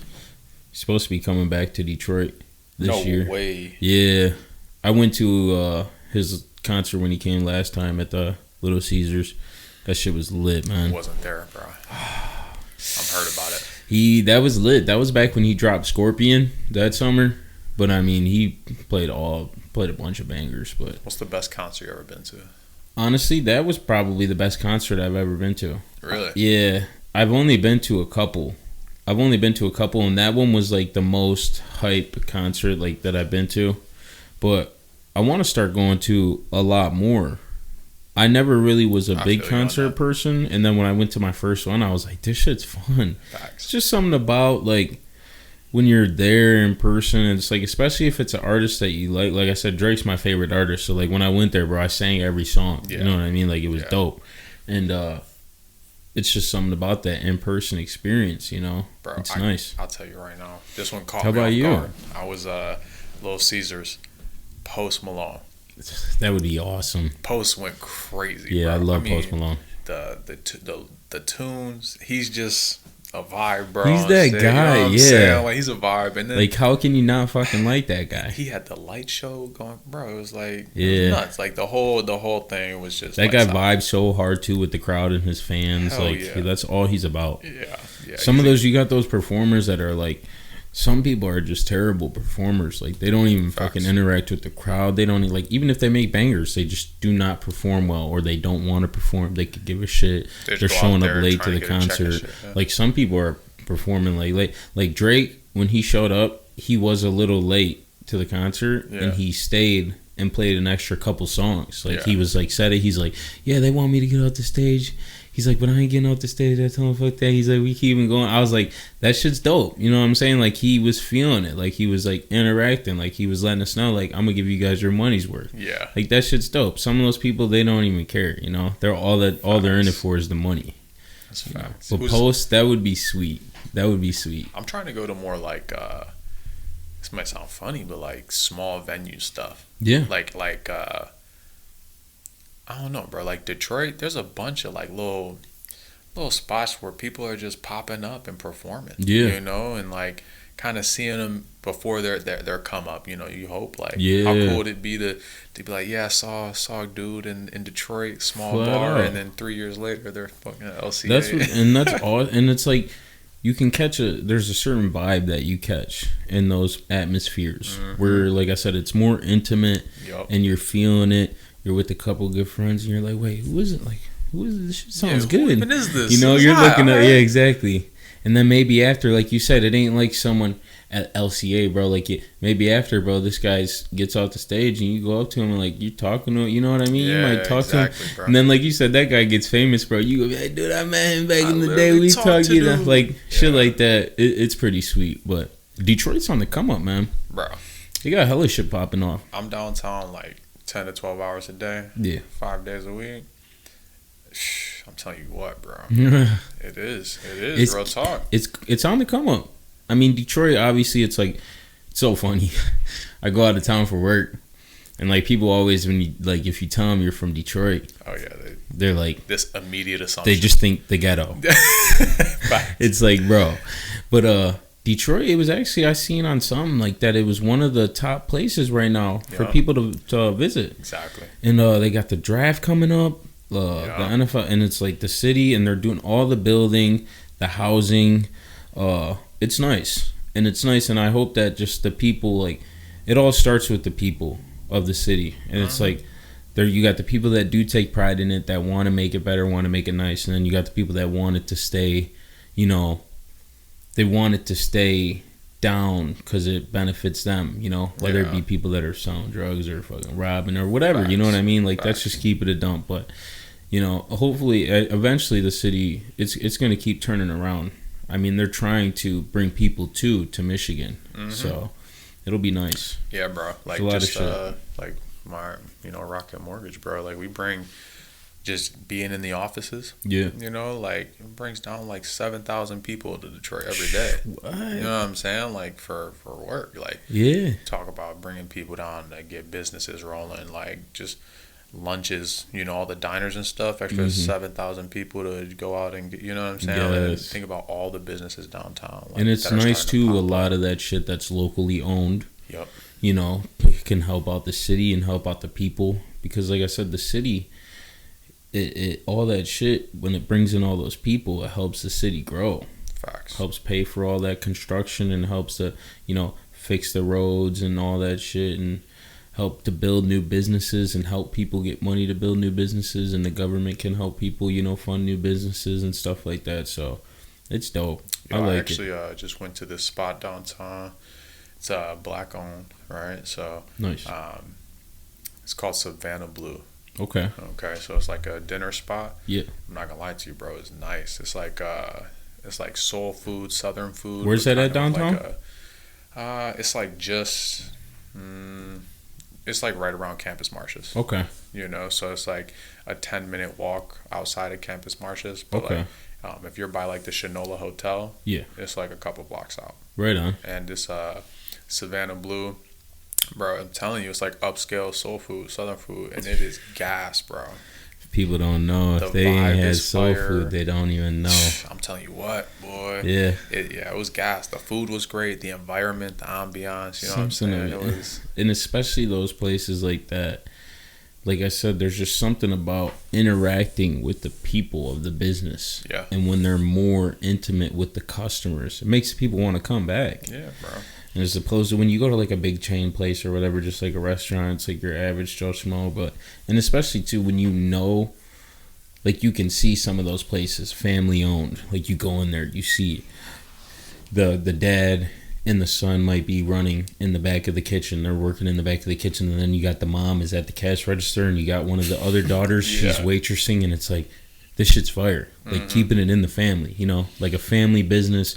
They're all getting along, you know, they're all helping each other succeed. Yeah, and it's nice to support shit like that, as opposed to just giving your money to, you know, corporations, where it's like you don't know who obviously the majority of it's going to fucking the people at the top that already got a fuck ton of it, you know. It's true. It's true. So I'm trying to think of like a spot family owned like that. You ever go to like Family Coney in high school? Family Coney. It's like right next to the Meyer. Dude, is that the across from Bell one Tire? right? Yeah, right next to the where the tropical smoothie is now and shit. Yep. Dude, I love that place. Bro, I used to go there and body skillets. Dude, I went there. We went there and got his. Yeah. You're the one that went there. Correct. You remember? Yeah. Bro, so that's what I was kind of, The skillet. Yeah, that's. I mean, I've went there. I've had skillets. I've had different sandwiches from their salads. And every time you go there, I don't even know the old dude's name, the owner. Exactly. Old dude comes around, Bro, cracking jokes. He's talking to everybody in the restaurant. Facts. Everybody in the restaurant. That hospitality goes a long way. It does, bro. It's got us talking about it right now. Exactly. You know for what I'm real, saying? promoting it. You know? And that's what, and like you said, it makes you remember, like, eating, like, you know, like, next time you think, like, you're driving by, oh, we want something to eat. Yeah, let's go here. I know them. Like, they're going to take care of us. Yeah. That shit goes a long way. Bro. Exactly. You know, like, that's on top of them having good food. Like you said, shit. That was good food. Yeah, it was, bro. Flat out. We used to go there and body them boys. I'm talking like, jeez. Yeah. I always thought about having a restaurant. Word. Like a family restaurant. Yeah, because I love to cook. And you say you meal prepping. I was. So I was for a while. Now that I do the carnivore diet, I do like my eating is slim. I eat a couple different things. I eat steaks, I eat red meat, I eat some chicken, I'll eat eggs, I eat some seafood, and sometimes I still, like I said, I eat some little vegetables and fruit here, but back in the day when I was meal prepping, I mean, I was just doing like chicken, rice, veggies, stuff like that. Yeah, bro. It's like so like I said, like you just kind of build on, you know, the habits, things that make life easier, bro. Like I'd catch myself during the week, you get so busy during the day with work, you know, maybe you don't got time to, you know, get food, you just eat something trash because it's convenient. You know what I'm saying? So, and I like it, bro. I tell people all the time, I like Taco Bell, bro.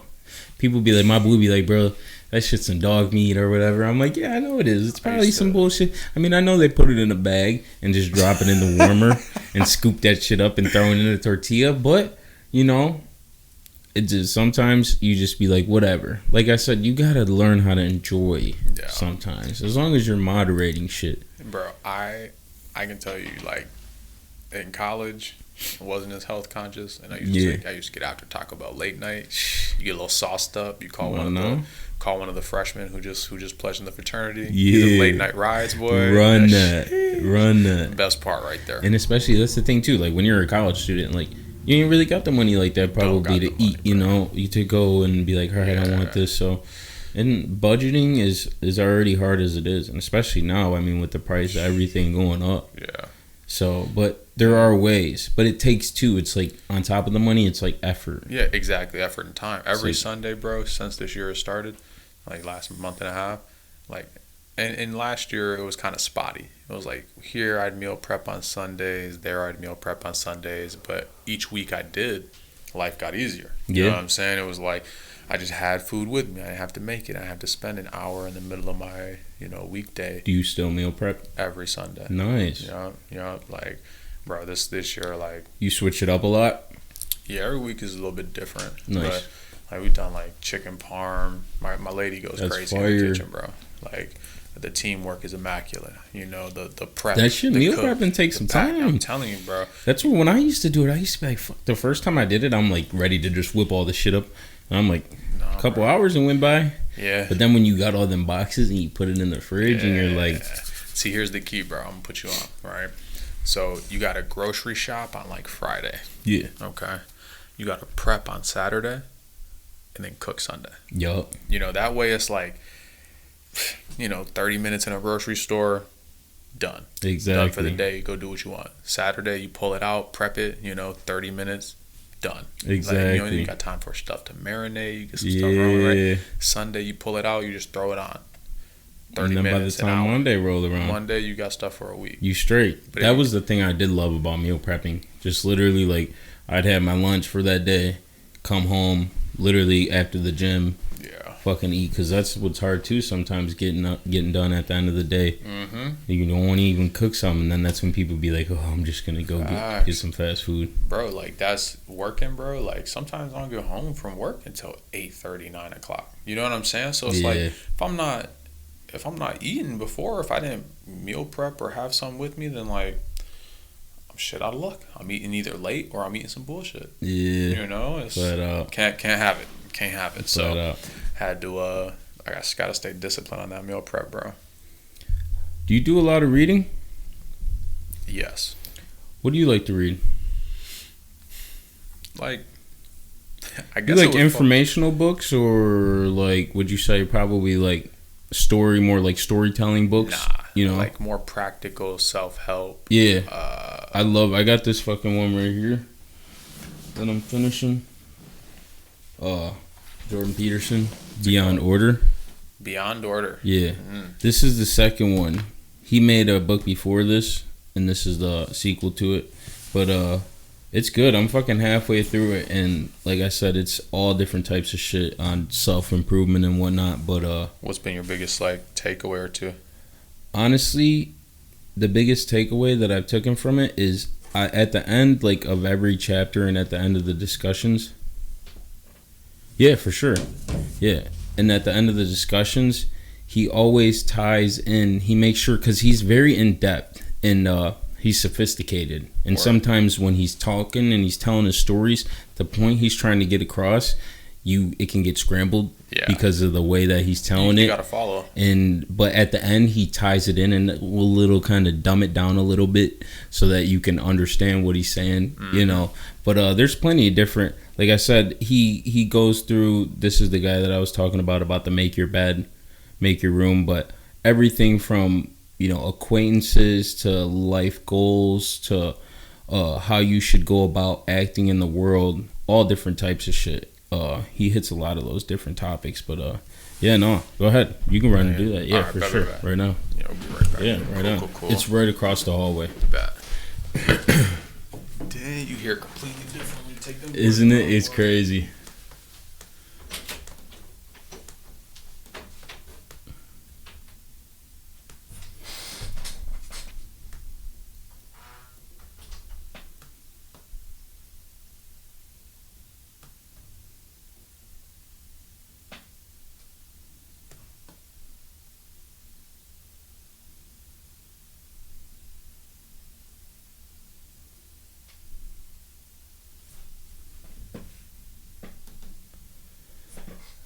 Restroom Break Chronicles.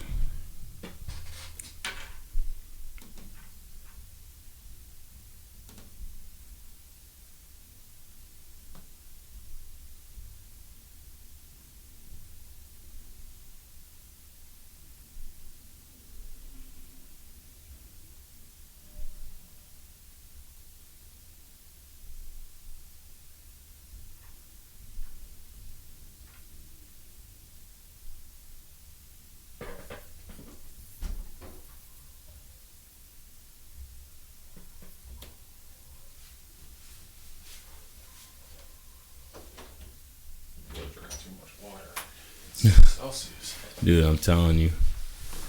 Hey, at least you know you're hydrated. Facts. Like you said, a lot of people don't even fucking know how much water they should be drinking in a day. Literally, bro. It's tough though. You ever heard of a Whoop? I have actually heard of those. So, you have one? Yeah. Nice. Bro, it gives you such a in-depth look. Yeah, all your vitals basically, right? Yeah, bro, and like how your body's performing. Yeah, that's fire. How much is that? How much is that? The band is actually pretty cheap. It's on a subscription though. Yeah. So it's like $300 for the year. Nice. So like it's a little investment, but like it helps you track like your sleep, how your body's recovering. Really? You know, like bro, you can pull reports out of this you could take to like the doctors. Really? Like, and they'll use it. Really? Because it's legit. Does it now give you stuff like key information about like your vitals that you can understand without having to like take to a doctor? Yeah, bro. I mean, critical things? Like it'll go through like your respiratory, resting heart rate, HRV, skin temperature. Nice. Gives you like weekly boys, like write-ups. And it will show you like how your strain and recovery, kind of overlap. Sleep performance tells you like what kind of sleep you're getting. If it's like restorative, REM, light sleep, deep, it tells you like all of that, bro. It's like really that's crazy. Yeah. I didn't even know about REM sleep, bro, up until just recently. For real. But those are fucking sweet. Yeah, I seen Steve Weatherford. He was a punter for the New York Giants, and I listened to his podcast. I don't listen to it as much. I used to listen to it a lot, but he was actually sponsored. Steve Weatherford. Yeah, he actually sponsored. They sponsored his podcast, the Whoop Straps. So that's why I first heard about him. Yeah, but that's sick, man. Because it's a lot of people. Like I said, people don't even get checkups. I mean, physicals and whatnot. Yeah, bro. If you don't know what's going on, just because you feel good one day, you could just, Think about people who don't like check their car. You know what I'm saying? Exactly. Like you just drive. That's a good reference. You turn on, you drive, and you know what? You don't even pop the hood. You never pop it until what? Until that bitch won't Something get you happens. to the next place you go. You know what? You can't do that with your body, bro. Flat out. It's not like you just replacing a part. You get a new belt or a new fuse. Like nah, bro. Like this is it. And that's what helps people optimize like how they're feeling and like what's going on with their body. Like some people, like I said, they're taking stuff or they're eating or doing certain things and they think that it's benefiting them. They might not even know that the whole time it's really not benefiting them. Yeah. And they might not know that if they don't go to a doctor and figure that shit out. Correct. So staying up to date on that, man. Yeah. The body is a fucking temple. Yeah, should be, bro. Telling you. But talk to me. You started talking about reading, bro. I'm intrigued. So this book. What else do you read? Like, give me like what's like your top 3 books right now? Right now, I'm reading this. I'm reading this book too. I got a couple different ones that I'm reading. This one right here, The 4 Agreements. That's a good one. A wisdom book. Yeah. Kind of little bit of some hippie type shit, you know what I mean? But bro, I'm a yogi. Dude, you gotta tell me about hippie shit. Yeah, exactly. So you already know. That's a good one. And a lot of the times I just be at Meijer, doing my shopping, and I go over to the book section and I'm like, I can't go into Barnes and Noble because like I go in there and I fucking get overwhelmed because there's so many books in there. Yeah. I'm like, what the fuck? But that's a good one. This one, dude. I just started digging into the 48 Laws of Power. I've heard about that book. I haven't read it. It's a good one. It's kind of hard to read. Dense? Just because, very dense. Yeah. And I'm like a guy, like, I don't mind though. I like to switch it up. I like those. This was also a really good one. Eat Smarter.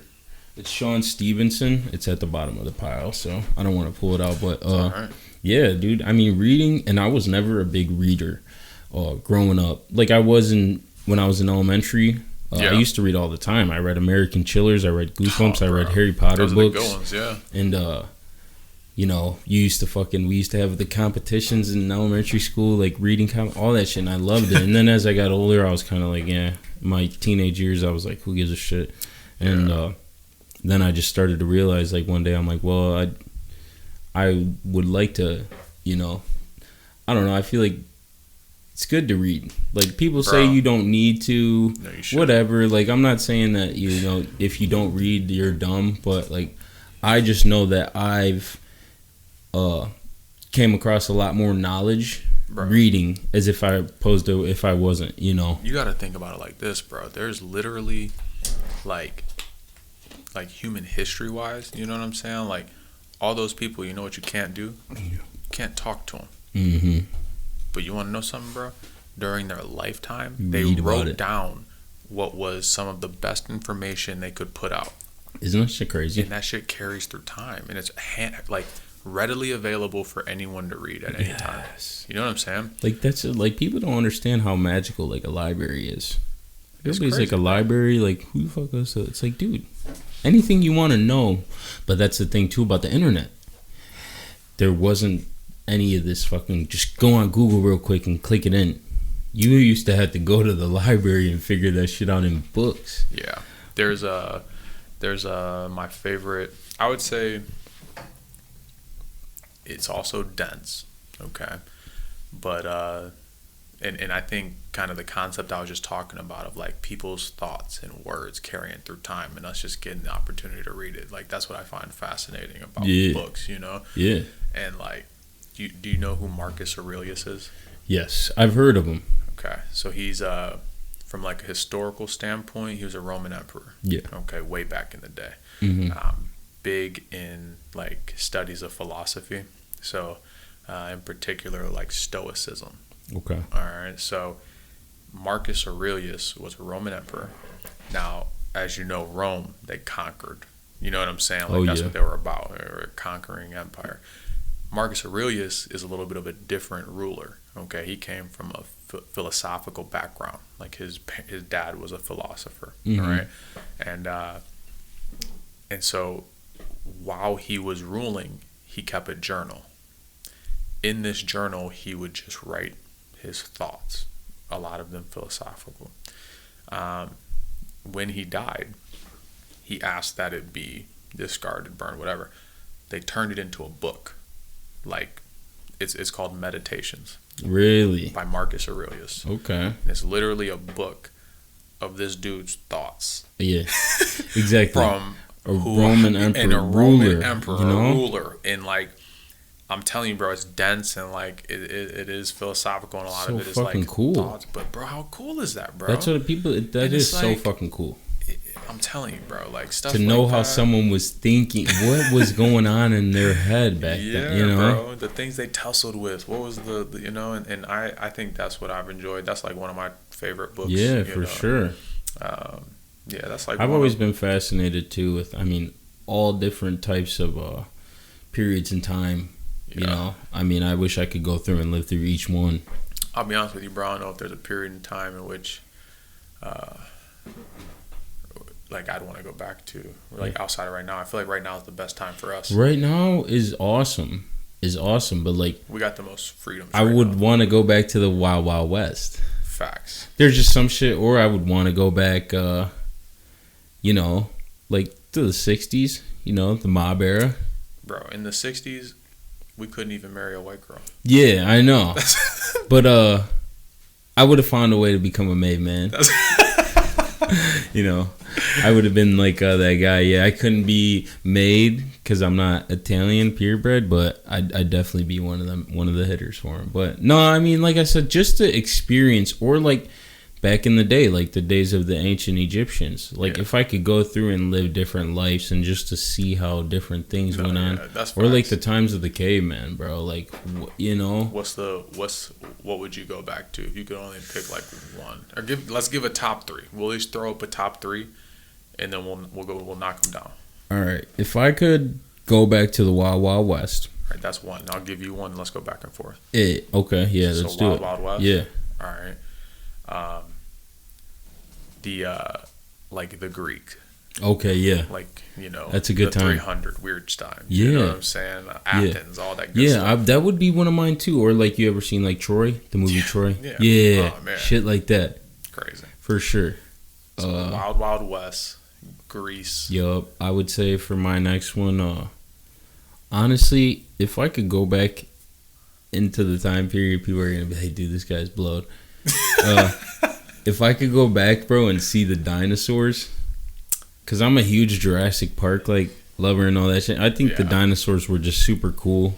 I would go back to that. I mean, and I would probably not live long, and I would probably get eaten by a fucking dinosaur or whatever, but that would be sweet to just see that. Like, that was just a thing, because when I think about, like, that they were, people say they might not have ever existed, whatever, but, like, when I think about, like, just once upon a time, like, dinosaurs were roaming the earth, like, if I could have seen one of them, like, it really happened, because that's one of the things, it's like, you only hear the stories and you just see what's written down in books and what they've discovered in fossils. So to see that up close would be sweet. But now you got to shoot. Number 2. I think I would have liked to see like what life as like a Viking would have been. Yeah, that would have been gnarly. You know, like really out there, like just sailing rough waters and damn near a wooden canoe. I mean, the way that you just fucking should be living. Just raiding shit, bro. Yeah, just out. Crazy life. Yeah. Crazy life. Or, like, I love how, like, if I could have lived, like, back in the day, like, 10,000 BC, you know, where they're fucking hunting mammoths. Yeah, I was about to say, yeah. You know? Or if I could go back and fucking, like I said, go back and be one of the ancient Egyptians that built the pyramids, if it wasn't aliens, you know? Whatever, but like there's just a lot of different shit. It's like fast. There's just so much shit in history, and it's only been like, you know, it's been some time that they say, you know, but it's just crazy how much different shit has happened on this earth, and just with the planets in general, you know. Yeah, it'd be sweet. Fucking sometime soon, Elon's got to build a time machine or something. You know, someone's got to fucking do it. That would be dope. Or even though, like, I'd go back to the fucking 80s, bro, or the 90s, you know what I mean? Like, I'd go through whatever, you know, just to see what it was like. I feel like, let me see, what would be another? I don't know, bro. I think, did you already say Egypt? Because, I mean, that would be, can you imagine, like, being in Egypt, like, dude. Like the time of like the pharaoh heyday, yeah. Like, and it's like it's crazy. I don't know if that would be sweet or not. I don't know what life would be like day to day, but I feel like or just seeing even it like the times where the times of the Roman emperors, like you said, or who was I thinking of?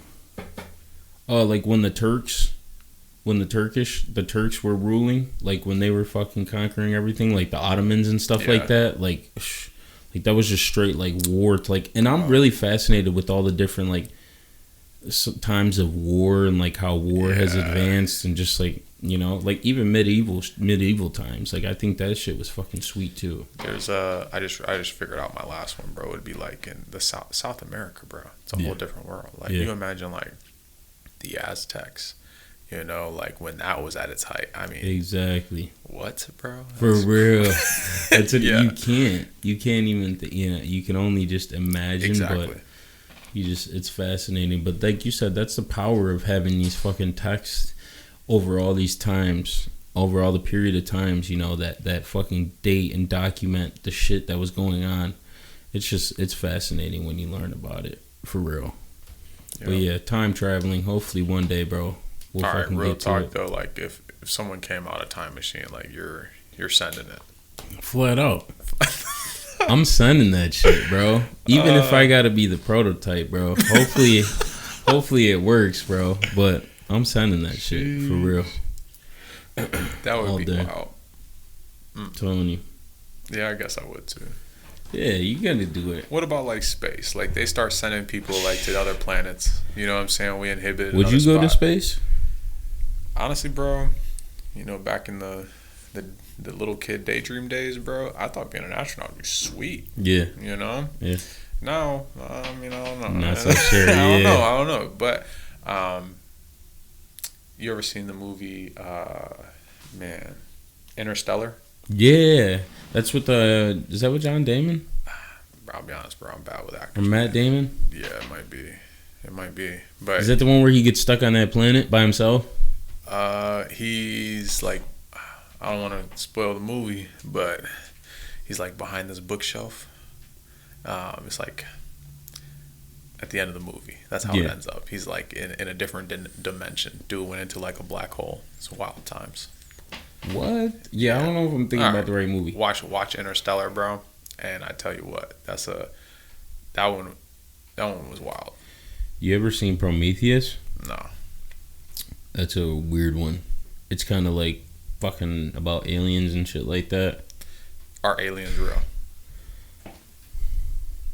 I think so. I think it just wouldn't make sense for Earth to be the only place in all of the entire, you know what I mean, universe, galaxies, like, to have like life. And I feel like if there was anything that was scary enough that would cause like a frenzy with the people, like the government's not gonna tell us, like, if they notice that. Even though there's shit that's been out about like UFOs and stuff like that, but like flying saucers and all that shit or whatever. But I do think that there is some type of fucking alien life form out there. I don't know what it is. Like, you know, you got the aliens that are in the movies, you know, and you got the ETs or whatever. Like, I don't know what it could be, but I know that there's got to be something else out there, which is kind of fucking. It's almost like you, even if you do think so, like, do you really want to know? Like, do I really want to know? Bro, wouldn't it? You might shit your pants when you find out. Let's be real, bro. Wouldn't it be more scary to think that this little rock and everything that's, you know, out there in space is the only thing that has life on it? Yeah. Like, we're the only, like, that freaks me out more than. Eventually, I mean, what do you think about them trying to fucking inhibit like another planet? Yeah. That's kind of what made me bring it up. Like, if we got there, would you send it? You go into another planet, you trying to pioneer. You said the Wild Wild West, baby. Get the yeah. If we could, if it was like that, if it was like, all right, you guys got a choice. You guys can go out here and chance it and try to survive out here, and we're gonna tell you, you know, we know this about that, but there's certain shit that we don't know about. But there is a chance that you could survive, and you can make whatever you guys want out of this. Like, it's free land, whatever. I might send it. It kind of depends what I got going on in my life, though. Yeah. But that's one of the things that I like think was cool about the Wild Wild West, was just the innovativeness. Like, it was just basically like about like chasing something, chasing freedom, and chasing the pursuit of being able to something more, make a life. Yeah, bro. Make a life. So that's real. Hey, but yeah, no, I think I would send it. I think I would send it. What do you think? It'd be scary, but I mean, listen, bro, we're all gonna die anyway. Like, full send. Nah, I'm probably going. Yeah. I'm probably taking that. Flat out. Yeah. Because then you don't want to be one of the fucking people too that's left out. Yeah. What do you think about the Neuralink shit? The implants. Since we're talking a little bit tech savvy right now, and I mentioned my boy Elon. Because that's the thing. I like that guy. And I think he does a lot of cool, good shit. But I don't know if I'm down with putting chips in me. I'm straight on it. But it's like, you supposedly can cure anything. Like, can cure a motherfucker from having scoliosis, can cure someone being blind. That, like, literally, like it'll fix someone. If I needed it, then sure. Like, I'll try it. You know what I'm saying? But, like, if I don't need it to vastly improve the quality of my life, I'm not just opting to get it. Flat out. You know what I'm saying? Yeah. Like, if I go blind at 35, or, you know, and I'm gonna see my kids like play ball or grow up, it'd be a different story. Like, it's like, all right, and this is supposed to help, then for sure, sign me up, bro. Yeah. You know, I got too much to see still. You know, but like, I'm not like right now. Like, you know what? I'm trying to get a chip implanted just cause. Like, you know what I'm saying? I'm chilling, bro. That's what the way that fucking the world's just fucking advancing super rapidly. It is, bro. Sometimes it's sketchy. It is, you know bro. what I'm saying? It's kind of wild. They got. How do you feel about AI? It's sketchy. Like I said, I mean, it's cool, and technology is really good for a lot of different things. But I tell everybody all the time, I watched all the Terminators. The people are gonna know that I've said this on the podcast. I watched all the Terminators. I know how the shit goes.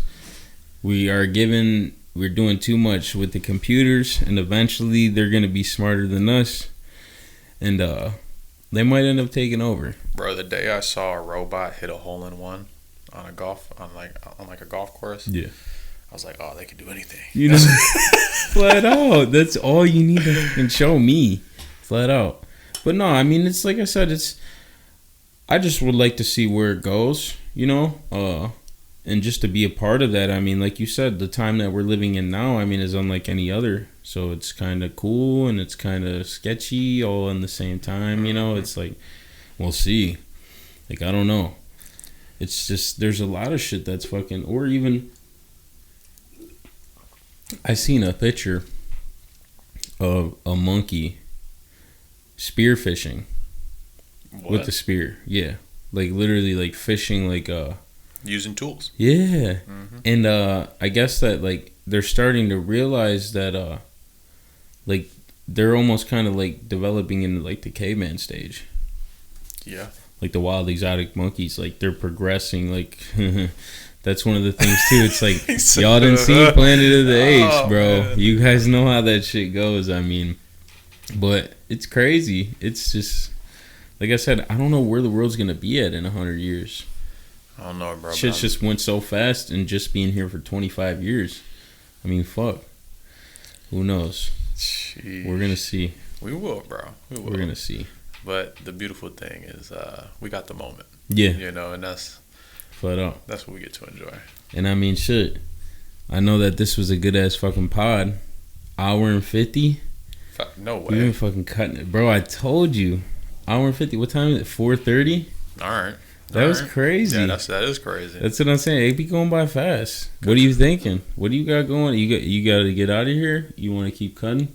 I'm straight, bro. I don't have anything to get to. Yeah. All I'm trying to do is hit the driving range today. Really? Yeah, might hit the town tonight too. So you do golfing? You like golf? Big golf guy. Dude, I went not too long ago with my my boss. Had like a fundraiser. Mm-hmm. His kid's school. We all got to go golfing for free. We played a lot of holes, bro. It was like started from like 8 o'clock in the morning, and we didn't get done till like around noon. It was hotter than a bitch. Oh yeah, it's about an 18-hole boy. Yeah, bro. I'm like, dog. I get out there 8 o'clock in the morning. Like I said, I don't golf, bro. I done been to the range. Golfing is not my thing. But I was like, whatever. Like, that's fun. Let's go do it. And we were all going like it was like a work thing. And I get out there. In the first hole, I mean, I'm just can't hit the ball. Yeah, I'm swinging, hitting the grass. Then I finally make contact with the ball, bro. I hit that bitch straight over to the left, like right over into the trees. It didn't even go forward at all. Yeah, bro. And it's tough, bro. I mean, it's really tough. Oh my gosh. When I finished my senior year of football, we had a course on campus that was free for students. Mm-hmm. So I took like. And I finished a lot of my credits early, so I just took like a golf class for like PE, you know. Yep. And they taught me the basics, and then I would just go out there with my fraternity, and we would just get tuned up, bro. Yeah. Get tuned up and hit some golf balls. It was a good time. Yeah. But yeah, like it's been like my third summer just right there, and I really got into it. You know, like in terms of golf scores, if you're not familiar, like the year before this past summer, I like cracked 100. Okay. And then this past summer. And how does that range? Because I'm not. So essentially like par. So the lower the score, the better. Yeah. Par means like each hole has a certain number that you should hit. Yeah. And if you take more shots than what it says, then your score goes up. Okay. Right. So, like. Essentially, like breaking 100 means like okay, you can probably get around a course. You know, if you're over 100, it's getting a little messy. Yeah. You know what I'm saying? I think it's like only 20% of golfers break 90. Really? Or like, yeah, like breaking 90 means like you're playing like decent golf, Yeah. bogey, double bogey golf. Meaning like you need like 1 or 2 extra shots to put the ball in the hole than what the par is. That's just when it's so crazy when you see those people on TV. Facts. Now, when you break 80, not many folks break 80. Yeah, you're for real. You're for real. You're certified. So like to put in perspective, last year, like counting drops, everything or anything that could make my score go up, like really keeping score. Yeah, I shot like an 87. Okay. So it's not great, but it's out good. there, Like we're all right. Real. So especially when did you even pick up clubs? Like, did you golf at all in high school or anything like that? Yeah, like my spring semester of my senior year. Yeah. So okay. like I said, like 3-ish years. So yeah, this summer though, we're on it. Yeah, we're going in, bro. I've been playing like X golf. They had this league this winter. Mm-hmm. Every Tuesday I'm in there. You got you a nice set of clubs. Yeah, I did invest. Clubs bro. are expensive. It hurt me, dude. When I went for the outing, luckily my boy, he had he golfs, his dad golfs. He's like, I got a set of you for you to bring, because I'm like, shit, man. If you got if you get a set of golf clubs, like a hand-me-down set, that shit is valuable, bro. Because golf clubs are expensive. You could drop $1,500, 2 bands if you want to get like a full bag. It's crazy. What I'm saying? Like, it's tough. Yeah. Like, so you got to piece it together. You do like an iron set, which is expensive. Probably like you'll get the most clubs, but it's also like the biggest part. Yep. Biggest purchase part. Your driver, if you get a good one, still drop 4 to 7. That's 100. crazy. And even putters, bro. Like a good putter, you could drop like 200 to 400. Yeah, that's fucking insane. What I'm saying? That's not counting like green fees, bag. Yeah. You know what I'm saying? All the beer you're gonna buy out on the course. Yep. Like, well, that's what I get in there, bro. And I'm like, they're like, yeah, we gotta buy some balls, and I'm like, oh my god, bro. What you mean we gotta buy some balls? Yeah. And then you lose them like every swing. Bro, I'm like, and then we hitting them, and I'm like thinking like, he's like going to get his balls. I'm like, bro, I don't know I ain't getting my shit. This shit is in the swamp. You know what I mean? But it was fun though, especially like I was there with my boys. Like you said, we were drinking. It was hot, but like I said, it was a hot, long day. But golf is like I admire those people that are really good at it, because it's definitely a sport where you gotta have. It takes technique.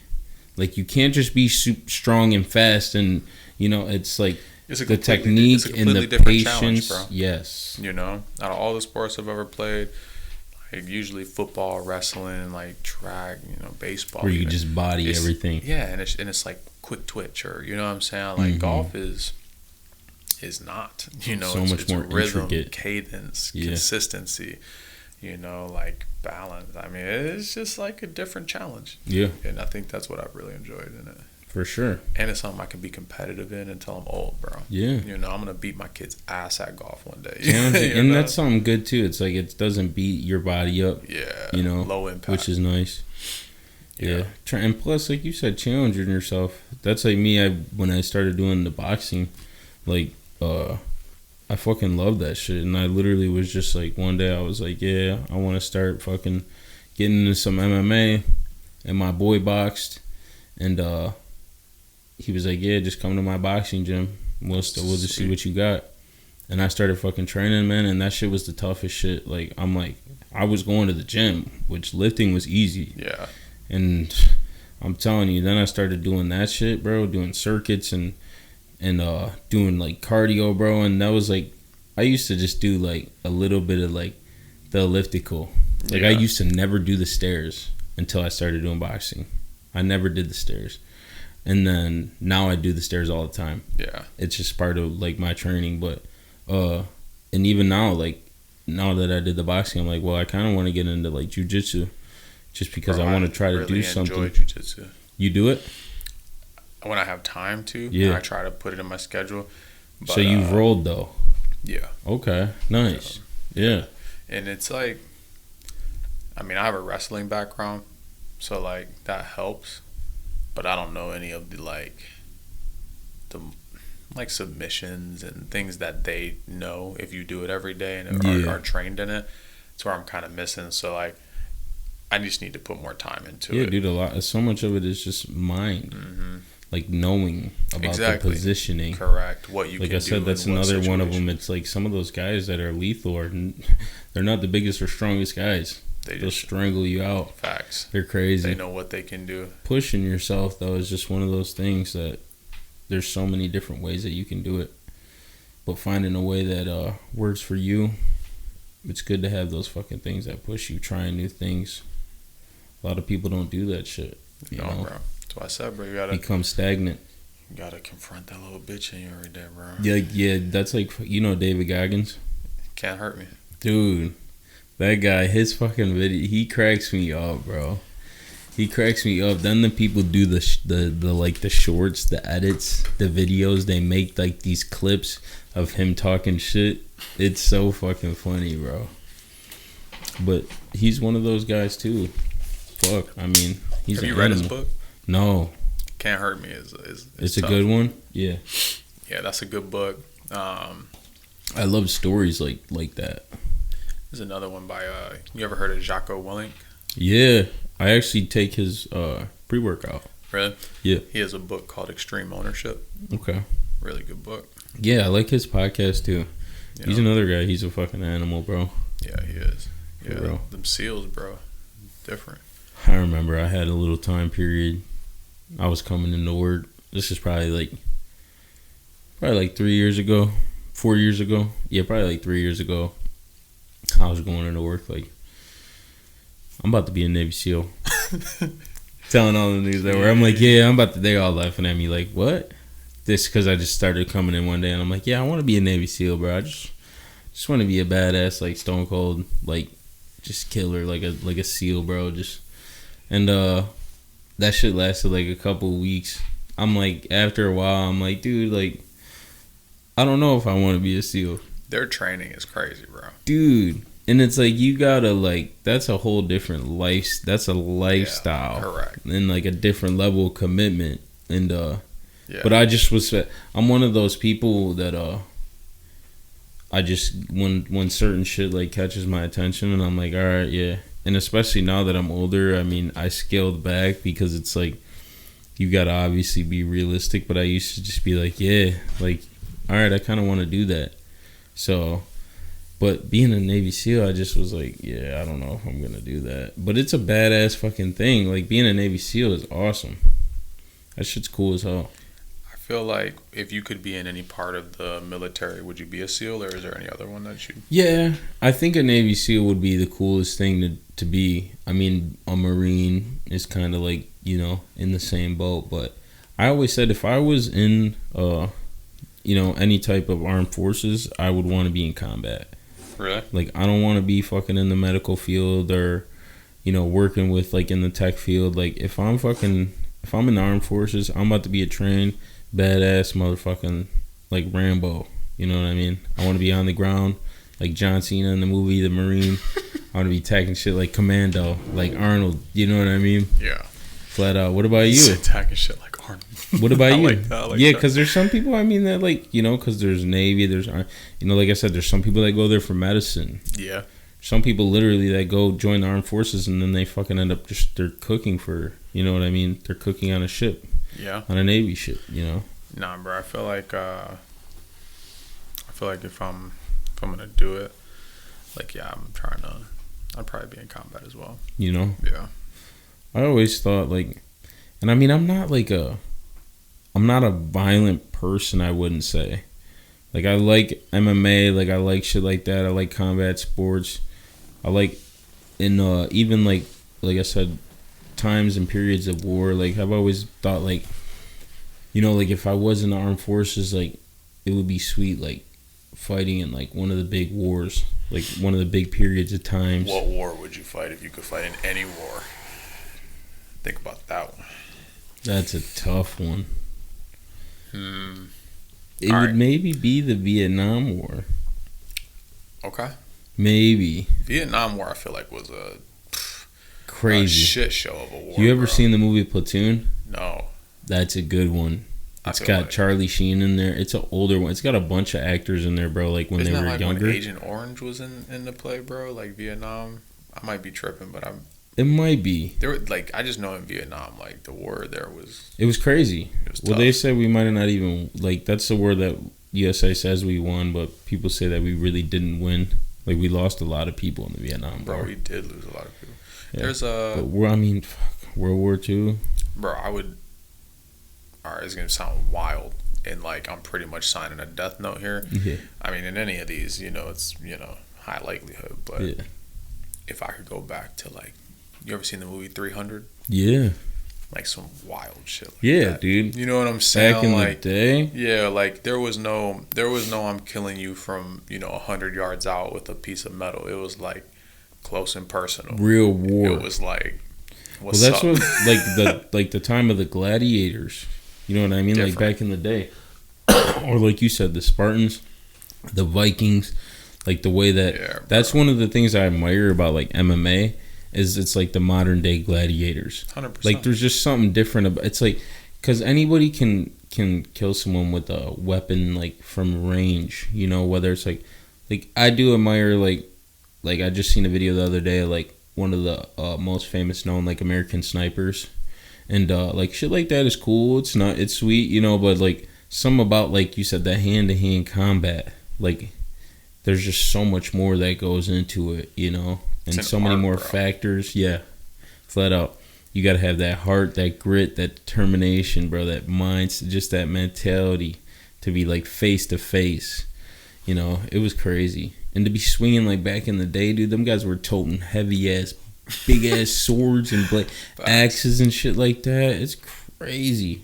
That one show used to be super sweet. That they used to have. It was on Spike, and they used to like have these weapons where they would like test them out. Like basically like the warriors. They would have like a face off between like two different warriors from like different times. Oh damn! You remember that shit? Yeah, I do. They would What like was test that out called? their weapons and all that Yeah. shit. Fuck, I forgot what it was called.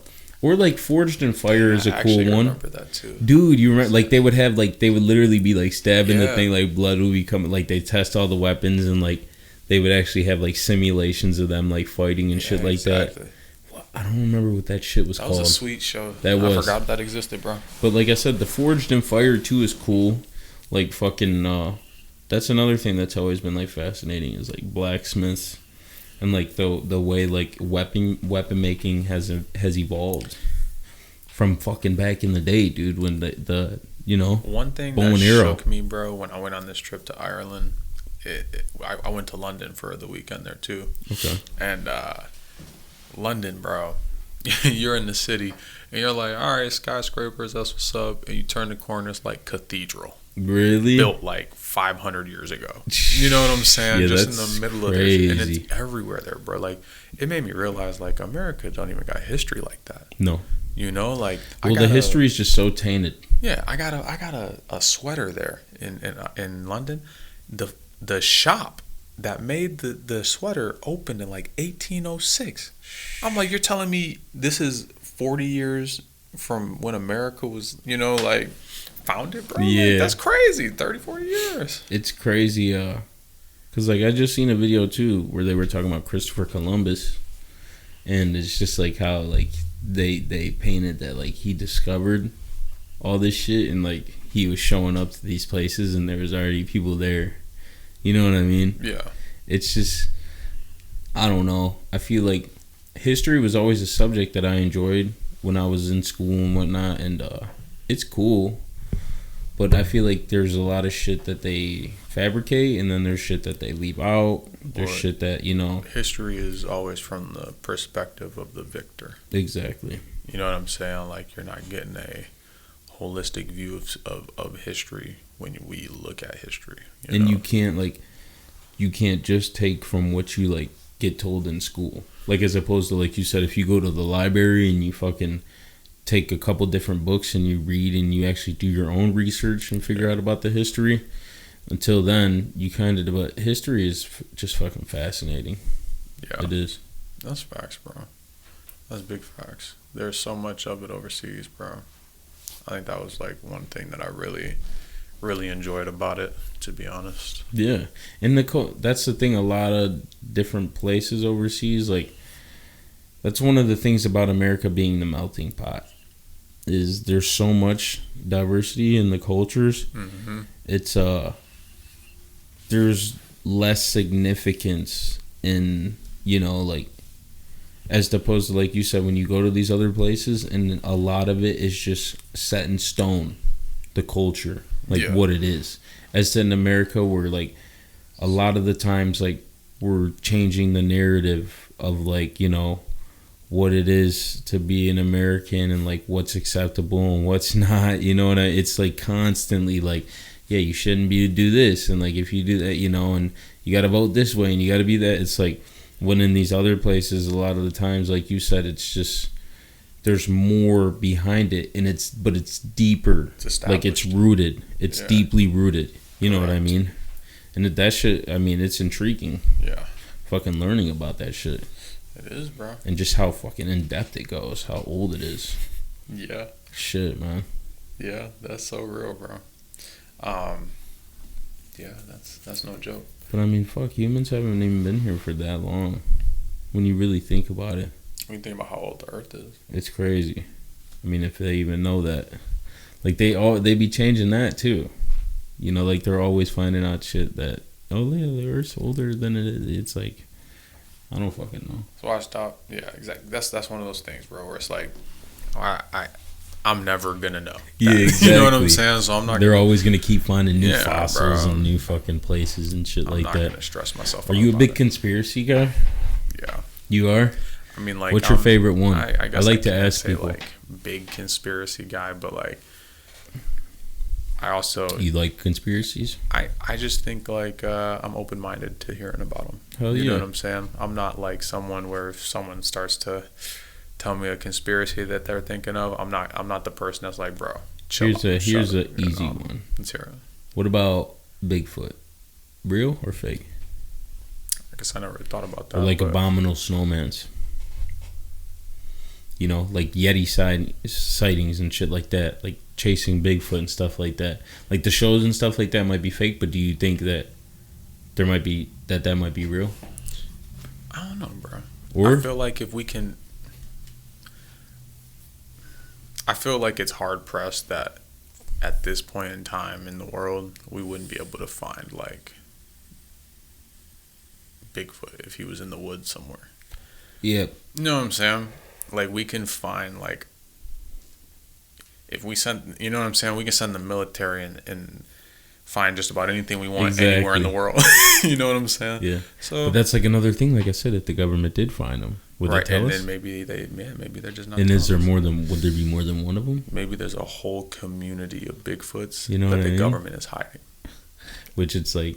Maybe there's not. Maybe there's not. But like I said, it's so fun sometimes, just like fucking around. Because then you got the people too that are like, no, you say that, and they almost like get nervous. They're like, no, you do. Why would you even like think that something like that is? It's like, dude, it's probably not real. Yeah. But some people are not some. A lot of people are uncomfortable with the unknown, bro. You know, it's like there's confidence in like familiarity. You know, so like when you start to unknown territory. Yeah, it starts to fuck people up, bro. Yeah. You know, and they're like, I'm straight, bro. Let's bring it back. And it's tough because some of that shit you can get spooky. That's what I always tell people. Like, I got a couple different friends that love to go down the rabbit hole, bro. And send me shit. And I'm like, it's so easy to just be like, you're just staring at your phone for like an hour watching some dumb shit. Like these videos, and one video leads to another video, and then you get to that and you're like, dude, what the fuck? I should have just stopped 10 minutes ago. But it's just there's just so much different shit, dude. That like, and nowadays everything is like a fucking conspiracy, like everything. Well, if it's not what's mainstream and taught, I mean makes it a conspiracy. Yeah. You know. So how do you feel about the mainstream media? I don't trust it. No. You know, if that's the... I don't either. I feel like I'm not... I guess that's a good kind of headline to that topic for me. Yeah, for sure. Yeah, I don't well, you can't just trust the fucking. If you just are one of the people that just trust the mainstream media, I mean, you're gonna be screwed. Yeah, I just feel like you gotta have your own opinion on things, or form your own opinion on things. For sure. And you probably should reference multiple sources while forming an opinion on things. You know what I'm saying? Yeah. Like, so you get a really well-rounded. And then jumping to conclusion. Yeah, bro. A lot of people do that shit. They just literally, they hear something on TV or they see a video on the internet and then they don't do any follow-up on that. It's just like, I see that and I'm going to believe that. Yeah. And you're not going to change my mind. It's like, no, I'll show you this. No.